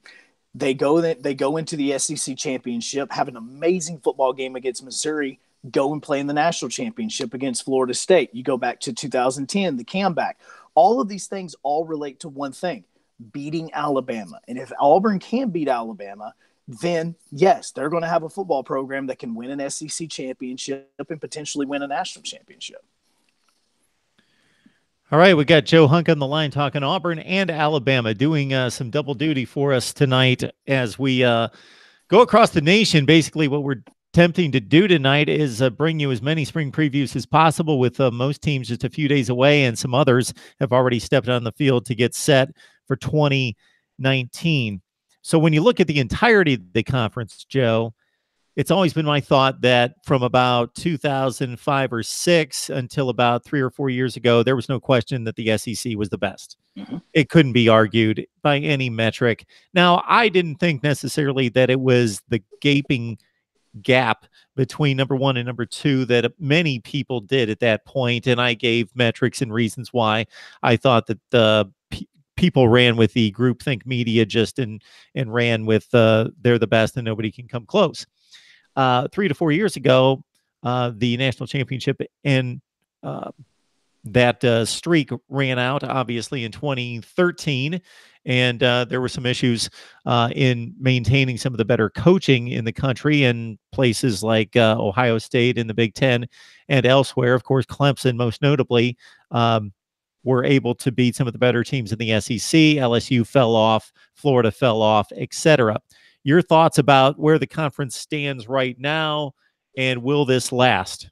Well, it's great that we are coming off the NFL Combine, because obviously we've talked about it just a minute ago with Alabama. Clemson won the national championship. The ACC has the national championship. The ACC is a very bad conference. They have one amazing football team in the Clemson Tigers, and we've seen that with a fantastic defense. You're going to see it in a few weeks with the NFL draft. How many of these defensive players from Clemson are going to be going into the NFL? They have an amazing team. That conference is horrible. I mean, it's truly just them. I mean, guys, Florida State is bad. Like, how can Florida State be bad in football? Like, it's almost just unthinkable to have. And then you go and you look at the Big Ten Conference. I love the Big Ten Conference. I love Ohio State. I love Michigan. I love what Northwestern is doing. But the SEC still is going to have the most amount of players going into the NFL this year.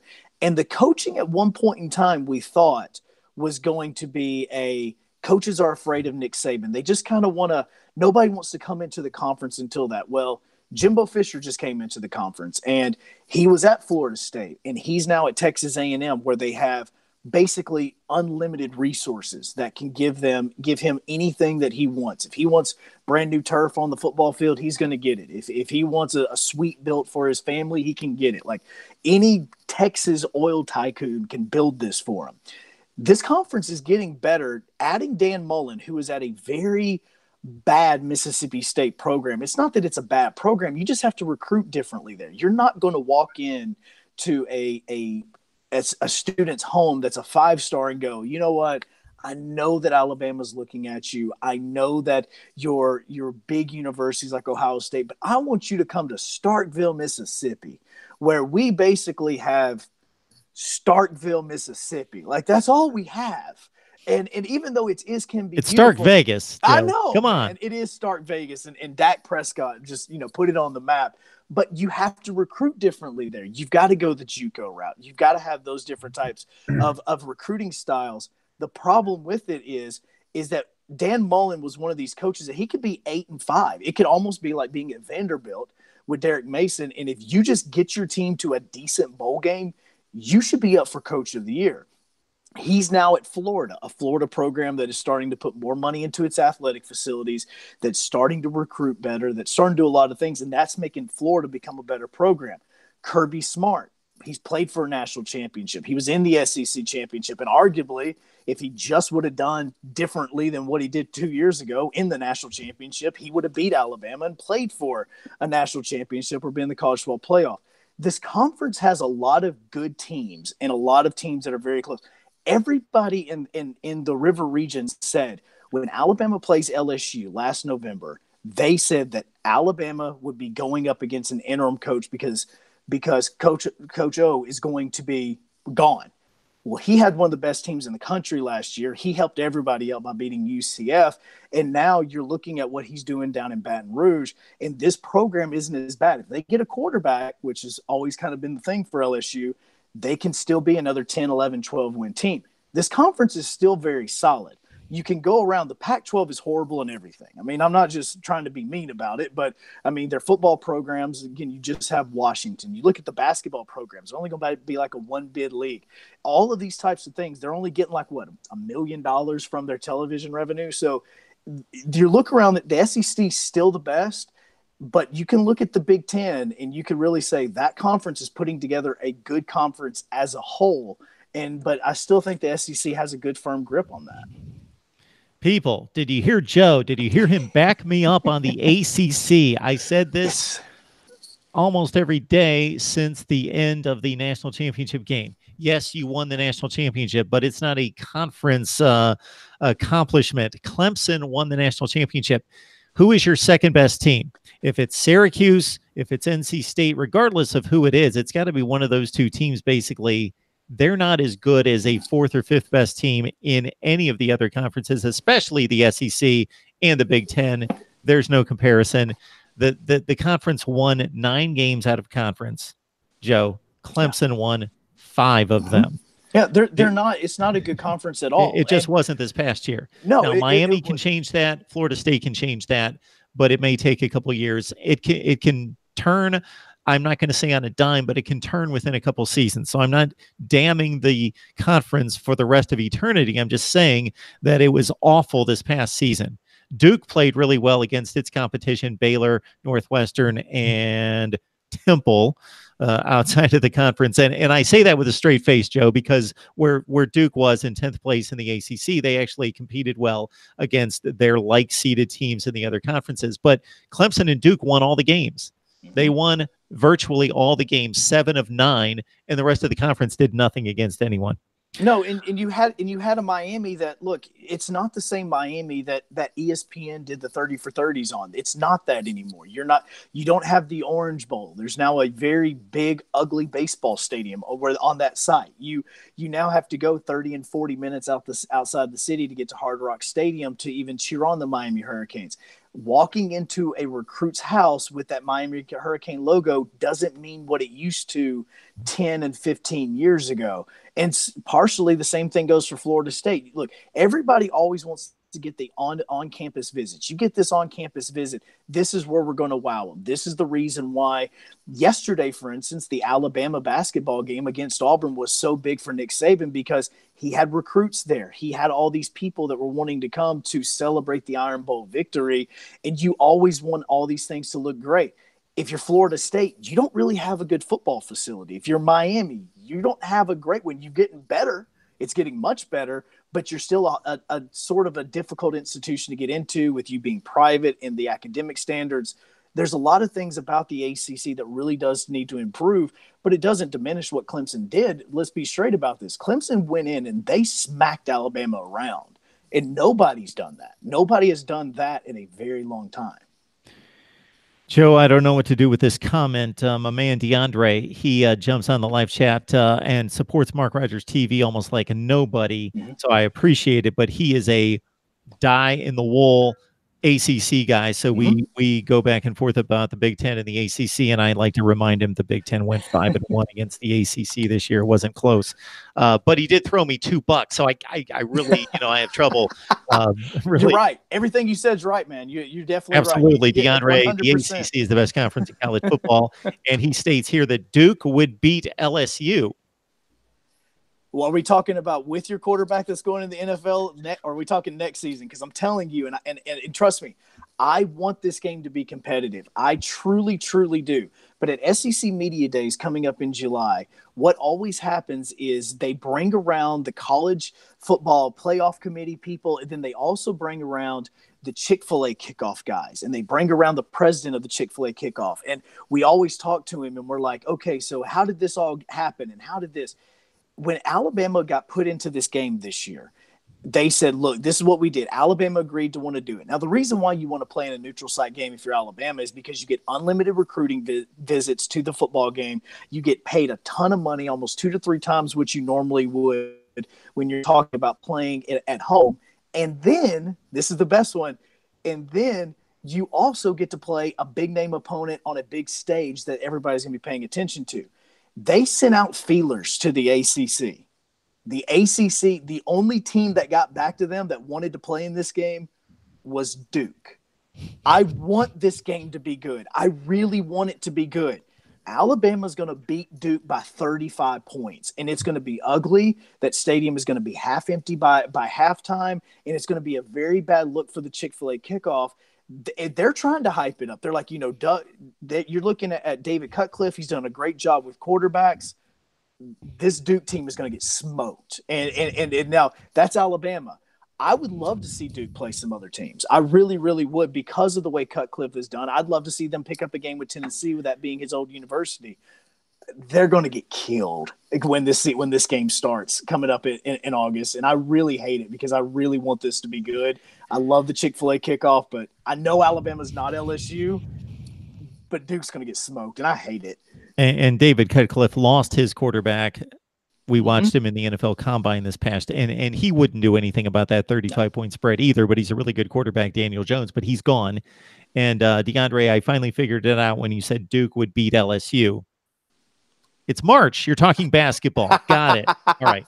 Hey, don't hold off on that too, because LSU's got a really good basketball. They really do. And depends on if Zion's playing or not. If Zion's playing, Duke's winning the national championship. But if you give me LSU right now playing against a Duke team, that'll be really fun to watch. Joe Hunk from 740 AM The Fallout. We appreciate you stopping by, Joe. It's always a good time. Thanks, man. Thank you so much. Mark Rogers TV, the voice of college football, breaking down spring practice across the nation. And we, again, are providing this service to kind of highlight what we do with the best discussion, debate, and analysis in college football. And we encourage you to check out our offering there at Patreon that was launched this week. Mark Rogers TV, the voice of college football, at Patreon. Now we're joined by Jeff Greenberg with some North Carolina talk. Jeff, it is so great to see you. Jeff, I could make a list of the original contributors and guests here at Mark Rogers TV. Jeff would be on that short list. He was one of the first 3 or 4 and really helped us out to launch this whole thing. So, Jeff, we appreciate it. No problem, Mark. It's awesome to be on, and it's really just been awesome to see how much and how fast you've grown. So the new deal with Patreon is awesome. Happy for you. Thank you so much, Jeff. I appreciate it. And I got to say, it's been so long since certainly we trade some messages here and there on Twitter and on email. But in regards to actually getting you on here, it's been so long. I've lost track. Where have you been? What are you doing? What are you up to? Where can we find you? Mostly undertheheadset.com, and not as much in the spring and summer, just about to get ramped up here again. I tend, as you know, to sort of focus a lot on coaching and that world and things like that. With UNC, goheels.com, just the official UNC site, allows me to contribute with them. And so that's usually where you find me. So for those of you that are not aware, when Larry Fedora was the head coach at North Carolina, Jeff had an exclusive deal with Coach Fedora in which he interviewed him. I believe it was every Sunday night, correct? Yep, every Sunday night during the season. During the season, and would provide just an expertly written and crafted recap of their discussion and just some insightful stuff concerning obviously the X's and O's and the building of a football program and the running of a team, but also kind of how that played into Coach Fedora's life and his situation there in Chapel Hill. Now, man, it escapes me now where Larry Fedora went. I just saw this the other day and actually talked to somebody about it. Yeah, he is at Texas right now. Yes. He's going to be an offensive analyst for Coach Herman, and it's really a great situation for both parties. I mean, Coach Fedora is in that period in his career where he's able to do what he wants to do, not necessarily do what you have to do to get where you need to go. And Texas was a great fit for him personally and professionally, and I think for all the right reasons that Coach Herman wanted him there, it should be a great partnership. Jeff Greenberg joins us to talk North Carolina football from under the headset. Of course, we have to start with the re-entry of Mack Brown into the program. Of course, he guided this program to a number of outstanding seasons after a 1-10 start there in his first season in Chapel Hill, and had an outstanding top 10 team. I believe the year was 1997, his final year at North Carolina before he moved on to Texas. And now this can be viewed a couple different ways. From the critical side, okay, he's playing out the string. He's looking for one last coaching stint, one last paycheck.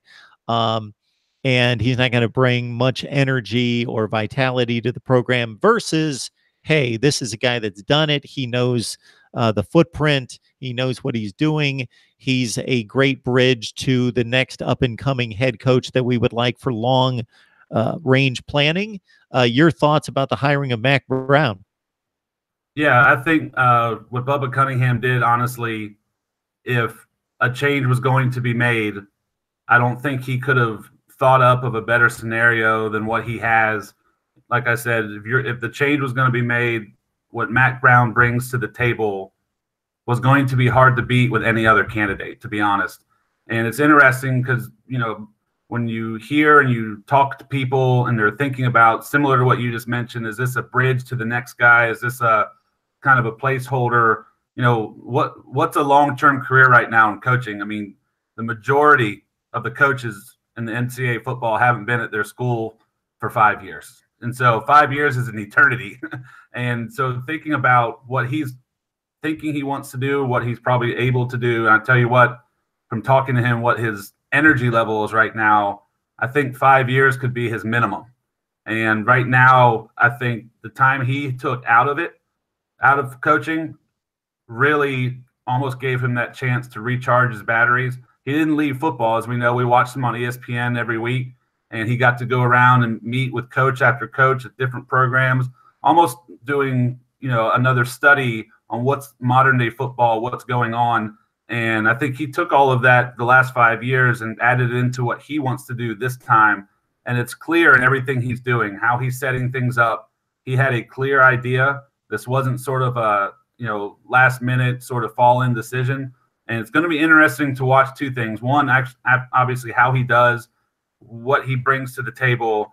But two, it's really going to be interesting to see what happens when people underestimate maybe what he's capable of there this time around. Got Jeff Greenberg on the line talking North Carolina football. You can join Jeff on undertheheadset.com.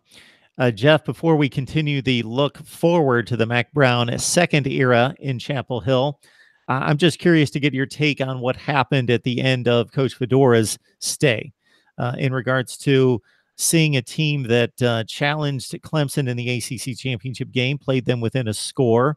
Maybe if there would have been a different referee's call, they would have had a better chance at pulling off a monumental upset after going undefeated in ACC play at 8-0. So two consecutive really strong seasons with those monster receiving cores with Ryan Switzer and company, Elijah Hood at running back, and of course from oh my goodness, I'm forgetting the quarterback, Marquise Williams. Marquise Williams and then Mitch Trubisky. And then Mitch Trubisky, of course, that everyone remembers, but it was actually Williams that led them to the ACC Coastal Division Championship. What happened to that core? And in addition, we still saw Fedora recruiting in the top 25 to 30 in the nation, better than any other Coastal Division team, excluding Miami. And the wheels just came off the last 2 years. Yeah, I think people can get real complicated and add tons of opinions and a lot of outside noise. I think in modern day football right now, pro and college, it comes down to, do you have a quarterback or not? I think teams that have that quarterback can do everything else to build around. And even if the pieces aren't there, you can always get by with a good quarterback. I think what they ran into is you had Mitch Trubisky on line to be there for 2 solid years. From the August of his junior year to that bowl game, he completely blew up. And he went from, great potential to, this kid's going to be a first rounder. And when he left early, lo and behold, he was the number 2 pick in the draft. And I think what really hurt is not having that second year with him and having everything sort of prepped to have him for that second year. And so when you look at that, take a number 2 pick off your roster, and if the next guy up isn't necessarily ready to be that guy up, it made for tough sledding, to be honest. And you add a quarterback in the last 2 years. 2 years ago, if you have a quarterback, you get through a lot of games that you were winning in the fourth quarter that you let slip away. A good quarterback doesn't let them slip away for you. When you go to last year, they had 2 really good true freshman quarterbacks that came in and, one won the Virginia Tech game, started lighting it up, end of the first half, blows his knee out. The next time around, they bring the next true freshman quarterback in, again, off to a great start. While he's running for a first down, leads the team down, throws an awesome touchdown, comes off the field, feels a little funny. His collarbone was broken halfway through the drive. So you really talk about being a little snake bit on that front. And again, this is another season. One of those 2 quarterbacks stays healthy, and they're not losing 8 or 9 games or winning 6 or 7, making it to a bowl game and doing that progression. And so I think the bottom line there was quarterback, and needing to have a guy that stayed healthy, stayed upright, that could lead them through 4 quarters and get the wins they needed to keep building back up from where they were in 2015. And at the end of the day, I think that's really what took them down. Time to talk Mack Brown in North Carolina in the ACC with Jeff Greenberg, one of my original guests from undertheheadset.com. Jeff, again, was one of the great guests that we had early on as we launched our YouTube channel, and we had some great times talking ACC football and North Carolina in particular, and hopefully they can get back on the scene in the ACC after 2 deplorable seasons, I believe 2-9 and 3-9 the previous year under Larry Fedora. So as you run us through the offense and the defense, you can get as specific or as broad topic as you would like, Jeff, on both sides of the ball in regards to spring practice and what you would like to see in some of the key players that may make a difference. Well, yeah, spring practice kicked off on Sunday, and there was a lot of excitement, a lot of looking forward, like you said, and not looking backward. I think what Coach Brown has really done a great job of is working this transition. A transition's never easy with a coaching change, and I think the first thing you have to do is win the players over. You have to get in there. You have to refocus their minds. You've got to get them facing forward, and he's definitely accomplished that in the first 2 months. What you're looking for in the spring is 2 things. One is how do the new coaches and the players mesh? Every player there was brought in by a different staff, so there's got to be a trust and a respect built in. I think they're really succeeding at that right off the bat. The staff he brought in was intentional, and it's showing both with the players. It's really showing on the recruiting trail. What's he good at? He's great at recruiting, and he's brought the guys in to support him in that. The results have been nothing but phenomenal. But you got to remember, and he made a point of saying this after the first day, what the first day showed him is he's a coach, and he's excited to be there. I think what you're looking at, though, beyond the coach-player dynamic, like you mentioned with position groups, I just mentioned it for what happened the last few years, is quarterback. They have 3 solid quarterbacks. They have a former Florida State commit who flipped signing day to come to UNC, and Sam Howell. He's a top 10 quarterback from this recent class. He came in January. He's been working hard. You've got the 2 quarterbacks I mentioned last year that were true freshmen, but neither played more than 4 games, so they're basically redshirt freshmen this year. And you've got Jace Ruder and Cade Fortin. And I can tell you more than a few quarterback coaches have mentioned, the ones that knew Cade Fortin especially, he can be that next first-round draft pick out of UNC. The people that look at Sam Howell say he could be that next first-round draft pick quarterback out of UNC. And then when you look at Jace Ruder, you've got a guy that reminds me a lot of Marquise Williams, to be honest. He's a tremendous athlete, leader, competitor. He's going to outwork everybody in the locker room, or at least make them work as hard as he is. So he's a gamer. So they've got 3 guys they can look at, and I think all 3 have a chance to win that starting position, because one thing Mack Brown has talked about this spring is there is no first string, second string, third string. Everybody's got to earn what's going. So you get beyond quarterback and you start looking, they've probably got their strongest running back room in the last few years. It's as deep as any position on the field. And what matters, though, with the running backs is offensive line. I think the starters that they're going to have at offensive line will be solid. Like any program that's not Alabama and not Clemson, depth is going to be what's important. So they've got to keep those guys up front healthy. But they're going to have 4 starters back, plus everybody else that's trying to get in has played significant snaps, which is what you need on your offensive line. On the defense, that's where the question marks are going to be. They have lost a decent amount on the defensive front, and so you've got to replace those bodies. Again, I think the people that will start will be solid. It's all about what the depth's going to be behind them. They are switching to a different defense with Coach Bateman coming in, so it's going to be interesting to see how he adjusts. Linebacker is a position they've got to find bodies for. And so how they piece together who's going to play linebacker could be what determines how successful they are up front, because that front part of the schedule is not going to be easy for them.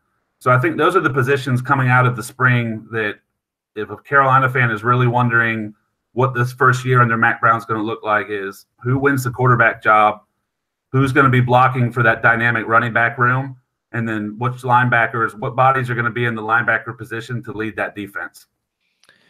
Well, Jeff, I don't know if it's going to be successful. I don't know if it's going to be fun to watch. It's definitely going to be intriguing. It similar to, for the obvious reason of the comparison of successful former head coaches, when you look at Les Miles at Kansas and Mack Brown at North Carolina, in regards to seeing whether they can resurrect those programs. For North Carolina, obviously, there's been much more success on the field on a regular basis throughout the decades than at Kansas, which has been an abyss, excluding a couple of rare teams, the most notable one in 2007 that won the Orange Bowl. But just to see if Mack Brown still has it, and by all indications, he closed well in recruiting, and his team is ready to roll. And obviously, he brings instant credibility to that locker room, and probably demands some respect for what they're trying to accomplish there at North Carolina. Yeah, I mean, I'm trying to think and rack my brain. I don't think there is another college football coach in the country right now that's in the Hall of Fame. And so it's an interesting thing to think about when you're on the recruiting trail and you're talking to mom and dad about who you might want to come play for, and there's a Hall of Fame coach sitting in front of you talking about where he's been, showing you all the rings, showing you what he's done to support his players after they get out of college. If you actually look at his staff and you look at the athletic administration at UNC right now, a lot of the people that you see played for him. And so when you're talking to recruits and you're talking about, not just that 4-year decision, but what's this 40-year decision really look like, he's nailing it right now. And that first practice, like I mentioned to you on Sunday, you look around and there were 4-star recruits there. There was a 5-star recruit there. That's not a typical word you hear at UNC is 5-star. They had plenty of 4-stars, but as you know, just nationwide, there's only so many 5-stars, period. And again, if you're not Clemson, if you're not Alabama, if you're not Ohio State, most of the time you don't get to sniff a 5-star. And he already has guys coming around the program. This weekend, I'm interested to see what that list looks like, because with the Duke UNC football game or basketball game to sell, he's got an enormous amount of juniors coming in, and you're going to see highly ranked guys in bulk, not just 1 or 2 or 3, but a lot of guys in bulk. And if he can steady the ship the way he wants to this first season, he's going to be bringing in the people that you need to take that next step. And it's just going to be interesting to watch how that unfolds, because the recruiting's great, the hype is great, the excitement's great. Obviously, what everybody really wants to see is what happens on the field. And right now, it sounds, looks, and feels like he's doing all the right things. And you can see it in the players' eyes. You can see it in the coach's eyes. You can just kind of feel that vibe that he has definitely brought an energy that's going to be fun to watch, at least. Hey, Jeff, if we go to under the headset, what are we going to find there?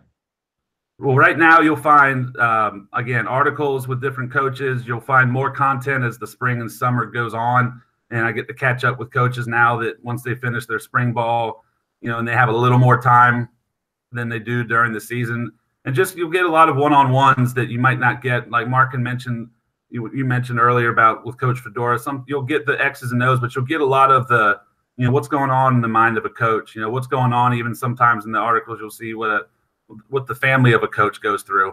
And there's a wide variety of people that will be on there. There's some more coming as this year will progress, that anywhere from Kansas to Oklahoma to Mississippi State to Maryland, all sorts of different schools that will chime in.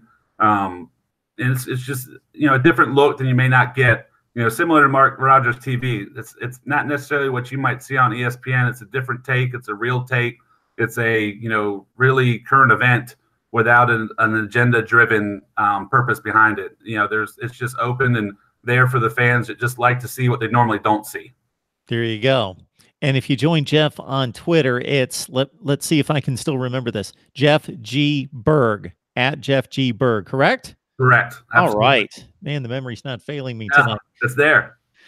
Very good, Jeff. We appreciate you stopping by. You know that you're welcome anytime, even if the invite's not there. I'm sending them out to like 150 people, but you know that you can contact me anytime and join us to talk North Carolina football or anything you'd like. Absolutely. And like I said, it'll be interesting to watch as this unfolds moving forward. It is going to be one of the big stories of the year, and I'm just excited to see exactly how it unfolds, because if you're a fan of football, good stories are good stories. Thanks so much, Jeff. I appreciate it. You have a great night. You too, Mark. Good luck. Thank you. Jeff Greenberg from Under the Headset, one of the fine writers in college football. So please join his work right there, especially as we get close to the 2019 season. This is Mark Rogers TV, voice of college football. I don't know if anybody else is going to come on the line. Let's count them up. We have heard from Kentucky, Virginia Tech, Florida, Ole Miss, Ohio State, Texas, Auburn, Alabama, Arizona, Oklahoma State, and we may have several others. We shall see. There's about 10 more that have told me that they were going to jump on the line. I've also got the phone lines open at 860-325-3687 as well. So you can join me if you'd like to make any comments, questions concerning college football. That's what we do right here. This is also designed to let you know about our work at Patreon. That's if my voice can hold out. I've had a rough day with the vocal cords today, but we're going to make it. So at Patreon, you can join us, and this is how I view it. Yes, if you join us on Patreon, you're going to see what we have available and the exclusive content that's going to be available to you right there. And you can consider, okay, I can join Mark right there on Patreon, and that's what I get every month. Or you can look at it this way. This is what I give you each and every day, day after day after day. It is March, 7th, whatever the date is, March 6th. And who else is doing this much college football content and delivering it for you than we are in the middle of March before spring practice for most teams, and in what many people consider to be the dead spot on the calendar for college football. I still delivered 120 videos in the last 30 days. So take that into consideration, as well as what we provide at Patreon here at the Voice of College Football. I cannot thank you guys enough on the live chat in particular, but in any way that you support Mark Rogers TV, whether you're watching live or you're watching once the video processes and posts and you see the recorded version here and you leave your comments. We just ask that you more than anything, just watch the videos and like the videos. If you enjoy them and you've got nothing else to say, great. You've done your part and we appreciate it in your support for us. Like the videos. If you've got something to say, I do my very best to try to get to as many comments as possible. Now, at almost 10,000 comments per month, I'm not going to get to all the comments. What I typically do is once or twice a day, I'll scan the comments and look for some intriguing debate, analysis, criticism, and I'll try to respond to that, especially if there's somebody on the line that I've not seen before comment to my videos. Or if some of you will jump on and you'll make like 6 comments, and then I think, okay, I gotta pay this off for this guy that's made 6 comments, and I'll pick out the best one and I'll reply to that. I cannot get to all the comments, but I get to as many as possible. And of course, we love the interaction here on the live chat as well. All right, we got a phone call coming in. 860-325-3687. It's Mark Rogers TV, the voice of college football. Who's on the line? Hey, Mark, this is Deep Barat. How's it going, man? It's going just fine. I see your comments just filling up the live chat.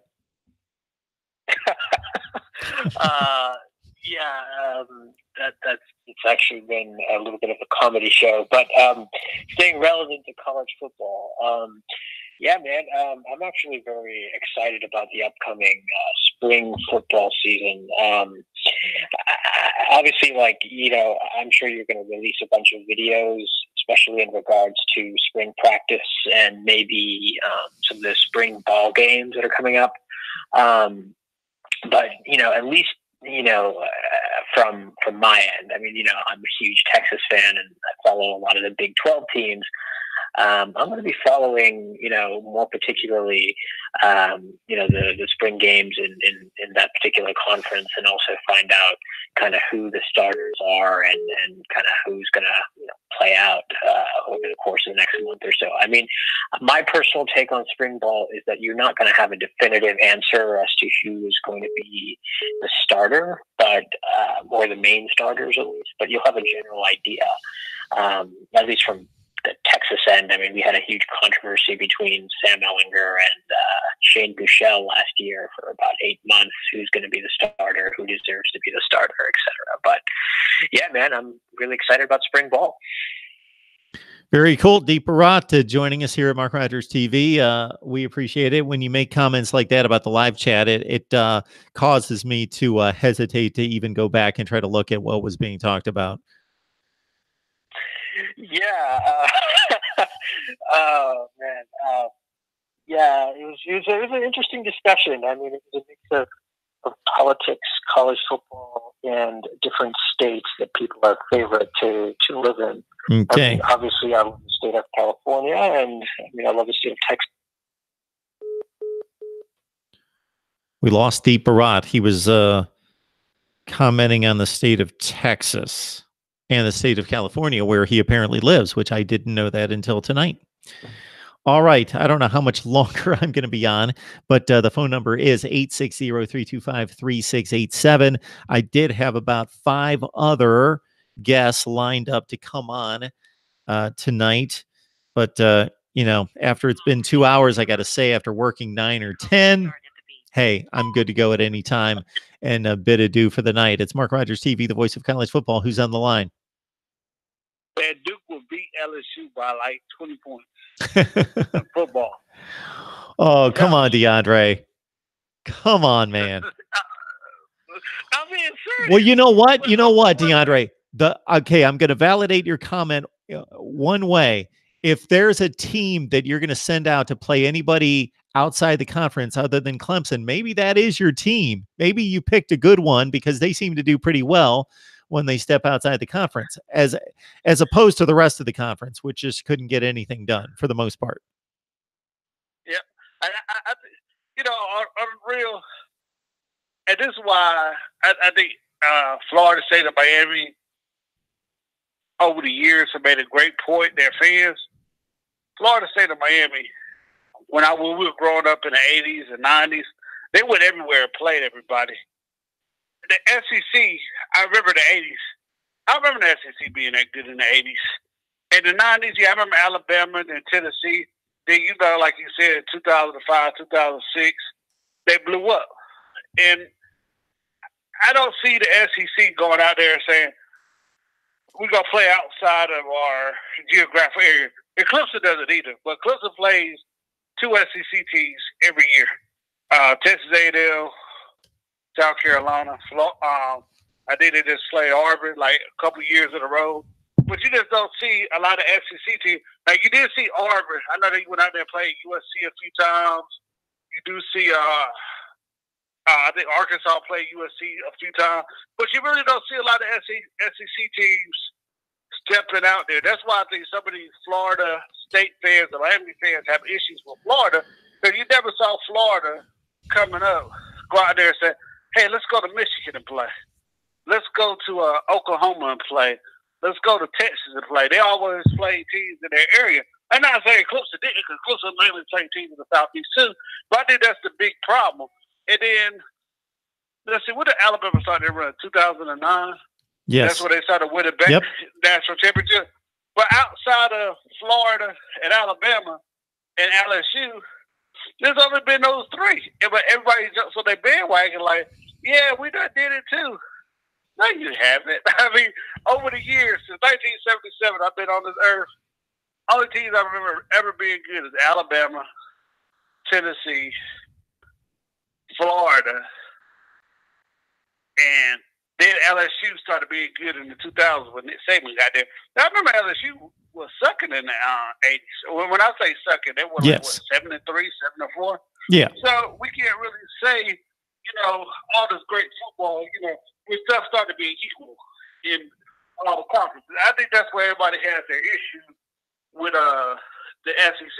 And I know the ACC tried to buy football dominance when they went and got Florida State in the 90s and then Miami in the 2000s and Virginia Tech. We all know they were trying to get big money through football because of those schools. And they were trying to make football dominant with this Clemson and UNAV and Georgia Tech. Even people don't remember this. Maryland was really good in the 80s. Sure. With Boomer Esiason. That's right. Frank Reich. You know, I think that's why we always go at the SEC team. You know, sometimes because Maryland used to play Penn State, Miami, you know, Clemson used to play Georgia all the time. But, you know, I really can't remember the SEC outside of maybe Auburn with USC and Arkansas with USC really stepping out there playing heavy-loaded teams. I know everybody said, well, LSU and Wisconsin played a few times. I don't really think LSU was that good at that time when they played Wisconsin. To me, they weren't that good. They weren't that good on offense. But, you know, but I don't take up for the ACC, and I see and people think I'm joking when I say this, but USC is going to be a lot better. I don't see how the door struggled like he did at UNC. I think USC, UNAV, I think you're about to see those teams on the rise, just like UNC, Florida State, and Miami come back. And the ACC going to get back legitimate. It was only, 2 years ago? 2 or 3 years ago, the ACC went undefeated or lost one game in the okay, if I remember correctly, I'm usually right about these things. I usually remember these things. In 2016, so that was the Clemson National Championship game against Alabama, and Florida State beat Michigan in the Orange Bowl, and there were a number of other good ACC showings that year. I believe, I'm almost positive, the ACC went 10-3 if you count the two Clemson playoff games. 10-3 is the record I remember in 2016. I can look it up, but I'm going with 10-3, and it was arguably the best conference in college football, and that was only 2 years ago. So that's why I say things can change. Right. And I honestly believe that Florida State, I saw one guy on my chat saying that Clemson's going to cruise. I think Florida State is going to be a lot better than what they are. I think Miami's going to be really good. But if people keep slipping on UVA, I mean, they returned a whole lot of people next year. And their quarterback almost threw for 3,000 yards last year. He's a dual threat guy. I mean, you got to look at teams like that. And at Syracuse, they're not going to be a pushover. They played close to trouble last year, and that's coming right after the Texas A&M game. But I'll let you go after this. But your boy at SG1 Sports, he made a great point. Alabama playing a weak schedule, and we never blasted for us. Who doesn't blast them? I thought I blast them all the time. Yeah, maybe you do. But you haven't heard me blast Alabama for its awful schedule? Yeah, I think I have. Okay. I think I have probably about 22 times. Now, that Florida State year, the year that they beat Florida State like a drum, nobody knew that Florida State was going to be that bad. Sure. I think that's why Jimbo go out there. Yeah, so here's the deal for me, DeAndre. If you're Alabama, if you're Clemson, you're Ohio State, you're Oklahoma, fill in the blank, there's only about 10 of these schools, you need to go out and schedule somebody else like that. Now, there's only so many of those out there, but you can assume, and it's not always going to work out, but you would think most of the time, if you schedule Florida State, that you're going to get a top 5 to 10 team in the country. So when Florida State turns out not to be as good as they're supposed to be, hey, you can't know that 5 years in advance.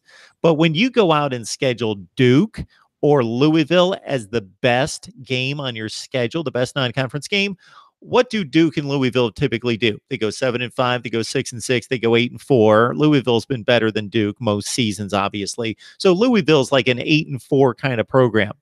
They have been in the past. Duke, more of a 500 type program. I don't mind Alabama scheduling that game, but they should schedule another game against Oregon, Oklahoma, USC, Wisconsin, Michigan, whomever. They need to schedule somebody that you're almost certain is going to be really good. There's no excuse for Duke being the best team on Alabama's non-conference schedule. That's pathetic. It's a joke when you have 4 non-conference games. Look at what USC does every year. They've got to play Notre Dame, and then they still go out and schedule Texas or somebody like that to play. Look at Pitt's schedule, DeAndre, out of conference the last few years. Pitt went out and they played Penn State. Last year, they played Penn State, Notre Dame, and Central Florida. Right. And they played Oklahoma State and Penn State in back-to-back weeks a couple years ago. Right. That's Pitt doing that. Right. Yeah, man. But the schedule got to get better. But I did hear Nick Saban say, well, that's the game that people want to play. That's what they're going to do to somebody fix it. Because I don't get how some years, and I understand how scheduling is. Like, I can't tell you the last time I see Alabama and Georgia playing a regular season game, not the championship game, or Alabama versus Florida. Or, you never see those games. I can't tell you last time I see Florida and Alabama play in a regular season. Well, DeAndre, they've got a rotation. They've got a rotation set up. Yeah. So they play every 6 years. It's the same thing in the ACC. Yep. And I don't like it in the ACC either because, you took, like, Wake Forest and Carolina, I think is a non-conference game. They used to, I'm not going to say it's a big game because it's not basketball here in Carolina, but, that was a good game for the area, the region. And they don't play anymore, and they should. And I'm kind of with you, like, get rid of divisions and stuff like that. It's not going to happen. Because closer to Georgia Tech is going to play because Miami and Florida State makes money. Some of them I don't understand. Like, I think Boston College and Virginia Tech is a game, but it should really be NC State and Virginia Tech because I don't think they're that far away from each other. And I think they used to play a lot in the 80s. So, but it is what it is. But, Mark, I'll keep listening to the show. Hey, DeAndre. Before he can blast the SEC. I appreciate the contribution tonight, DeAndre. I appreciate all the contributions you've made, both to the call-in and financially. And we're going to run and talk some Notre Dame football now. Oh, no. They're terrible. Oh, boy. All right, come on now. All right, DeAndre. We'll see you later.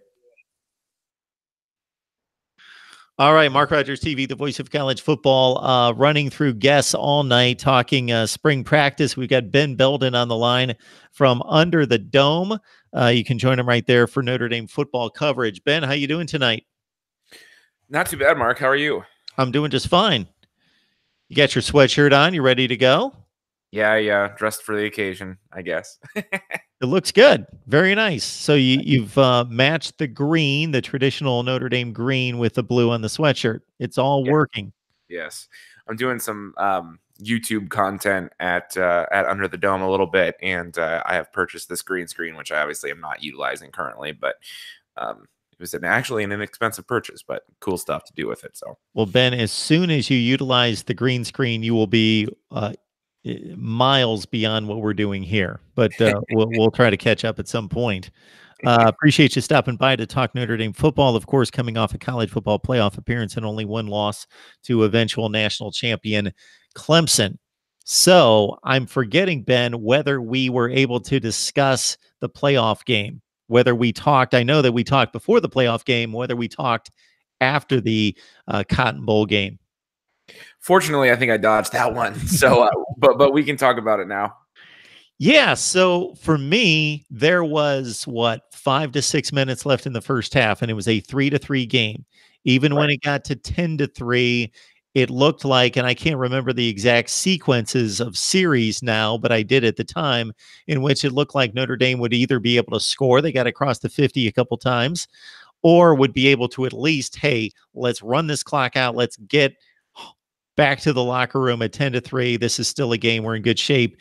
And man, that between Justin Ross and Trevor Lawrence in particular, and that Clemson defense, putting plays behind the line of scrimmage, it just unraveled quickly. Yeah, I don't know. Brian Kelly this spring has been saying there's a quote that people love to make fun of because people love to make fun of Brian Kelly, that he said he likes about 80% of what went on in the Clemson game and 20% just didn't go Notre Dame's way, but that 20% was magnified because, it was a big play for Clemson or something like that. And I get what he's saying, and I sort of agree. I don't know. I think that, like you said, I mean, it was definitely 9-3 late into the half. Clemson was driving, and Ade Ogundeji, I had to think of his name for a second, came up with a big sack on 3rd and something when Clemson was getting into field goal territory, and then Clemson missed the field goal. And at that point, I was kind of like, all right, well, that might have been the momentum shift Notre Dame needed, but then they didn't do anything with it offensively pretty much the rest of the game, to be honest with you. So, it was a close game for a quarter and, a half. Obviously, a couple of coverage blunders there at the end of the first half, made a pretty tight 9-3 game go towards 23-3 at halftime pretty quickly. And then after that, it sort of seemed like the way Notre Dame was demoralized after that turn of events. It was hard to recover from that against, you go down 23-3 against a team like Clemson with their defense, and you're just not going to do very well in general. And Notre Dame was never really able to catch their stride offensively, and it turned into what looked like a pretty solid butt whooping. So, but I do think that there are equal parts. Notre Dame was closer than it looked, but it also was as bad as it looked too, if that kind of makes sense. It makes sense to me because even before Brian Kelly made that ridiculous comment, and it's somewhat ridiculous, but you understand it and I understand it because within a context of watching a football game and trying to determine who the better team is, it was a ridiculous comment. But taken verbatim, he's probably not that far off. I won't go to the extent of 80%, but I was sitting there thinking at half, what was it? Was it like 27-3 at halftime, something in that range? 23 to 3, yeah. I'm sitting there thinking, if you charted every play, I bet Notre Dame has won more plays than Clemson.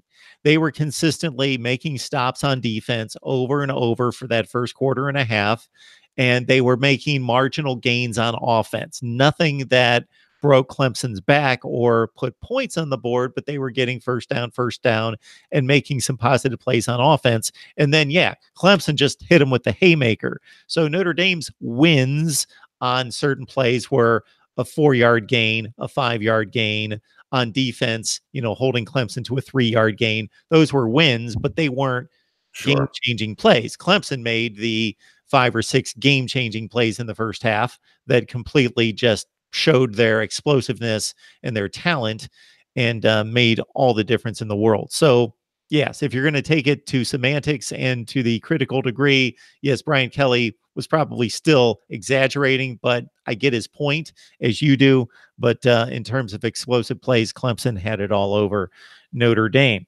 Yeah. So, Ben, transitioning 2018 to 19, unless you get another point there, you can certainly jump in.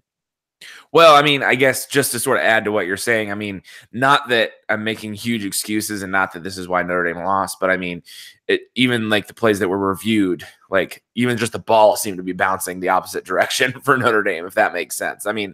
Everything that was reviewed, every 50-50 call went against Notre Dame. Not that it was the wrong call, but like just generally, I think there were 4 reviews in the first half. All of them took a positive Notre Dame play and made it into a negative Notre Dame play. And it's just, you don't see that very often. It's not that it was the wrong call or anything like that. I don't really think that's the case, but it was just, it sort of seemed just kind of like an unlucky night for Notre Dame fans. So anyway.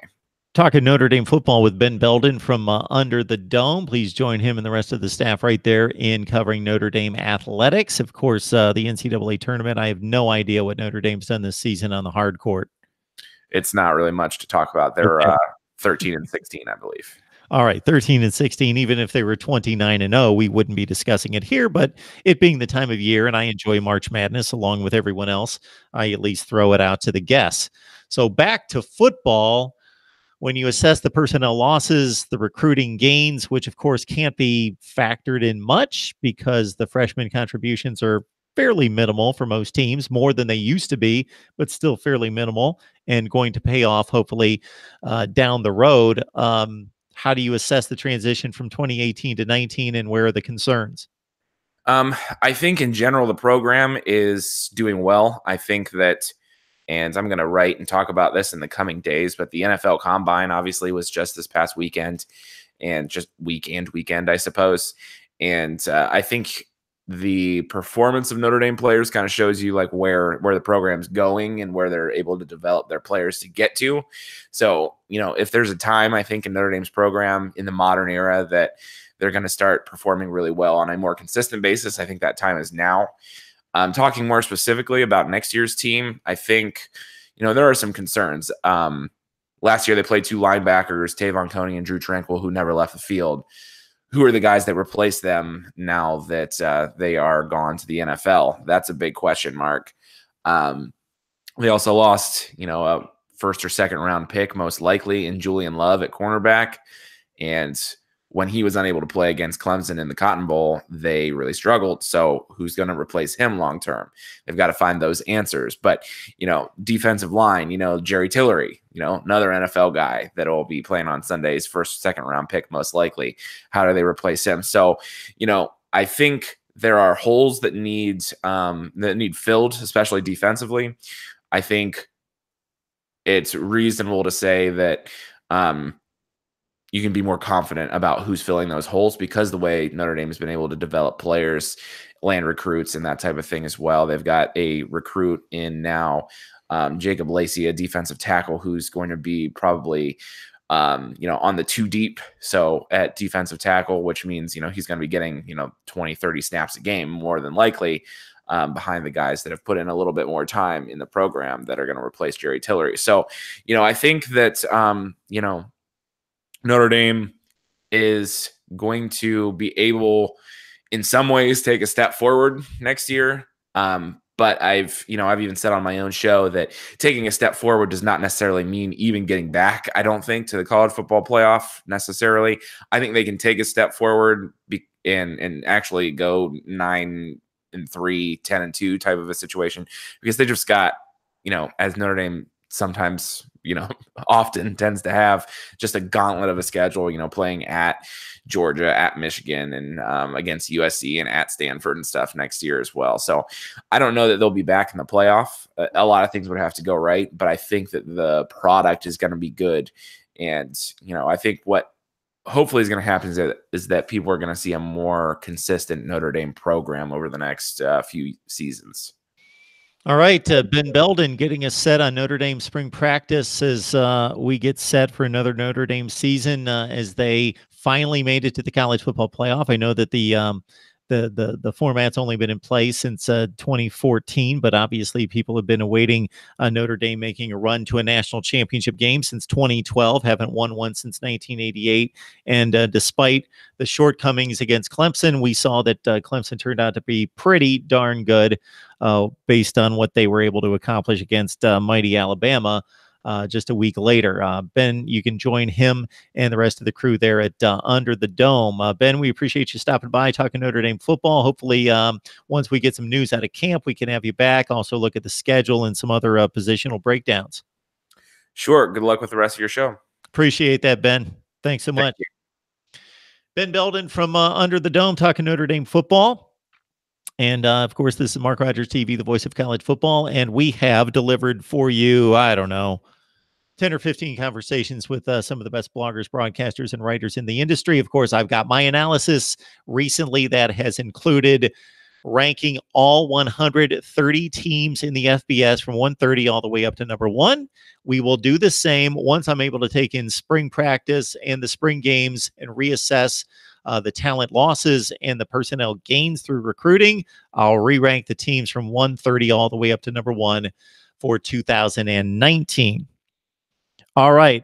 I am ranking the coaches. I've gone through, let's see, every conference but the SEC, and I'm still making my way through the Big Ten. I will rank the coaches in every conference. Those videos are coming out very soon, as well as player rankings once we get through spring football and assess the freshman talent and how that should factor into our 2019 rankings. Please join us right here at Mark Rogers TV, the voice of college football, and over on our Patreon page, where you can join us for more discussion on college football there at Mark Rogers TV. It's very simple, Mark Rogers TV on Patreon. I'm going to give a quick look to the live chat, and then I'm going to tap out for the night.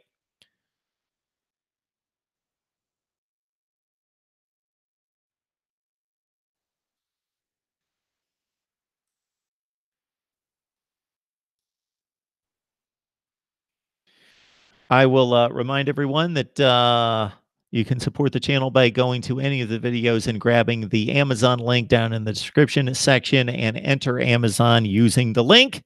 Also, we've got the super chat on as well. We appreciate your contributions, and I'm going to do a shout out based on those once I review who has joined us and helped us on the super chat over the past 6 weeks or so. And also, we have a suggestion and a request from NBA fan that we go through our comments. And I don't know if he's considering any specific comments that he wants us to do a comments reaction video. So I will get on that sometime in the next week as well. Right here at Mark Rogers TV, the voice of college football. I appreciate the support. We will see you very soon. Coaches' rankings are coming your way very soon. Cheryl, NBA fan, Dennis, MCD4 Sports, and on. Timberwolf, we appreciate your contribution recently as well. Thank you so much. Deep Barad, of course, and everybody on the live chat. Thank you so much for joining Mark Rogers TV, the voice of college football, and we will see you soon.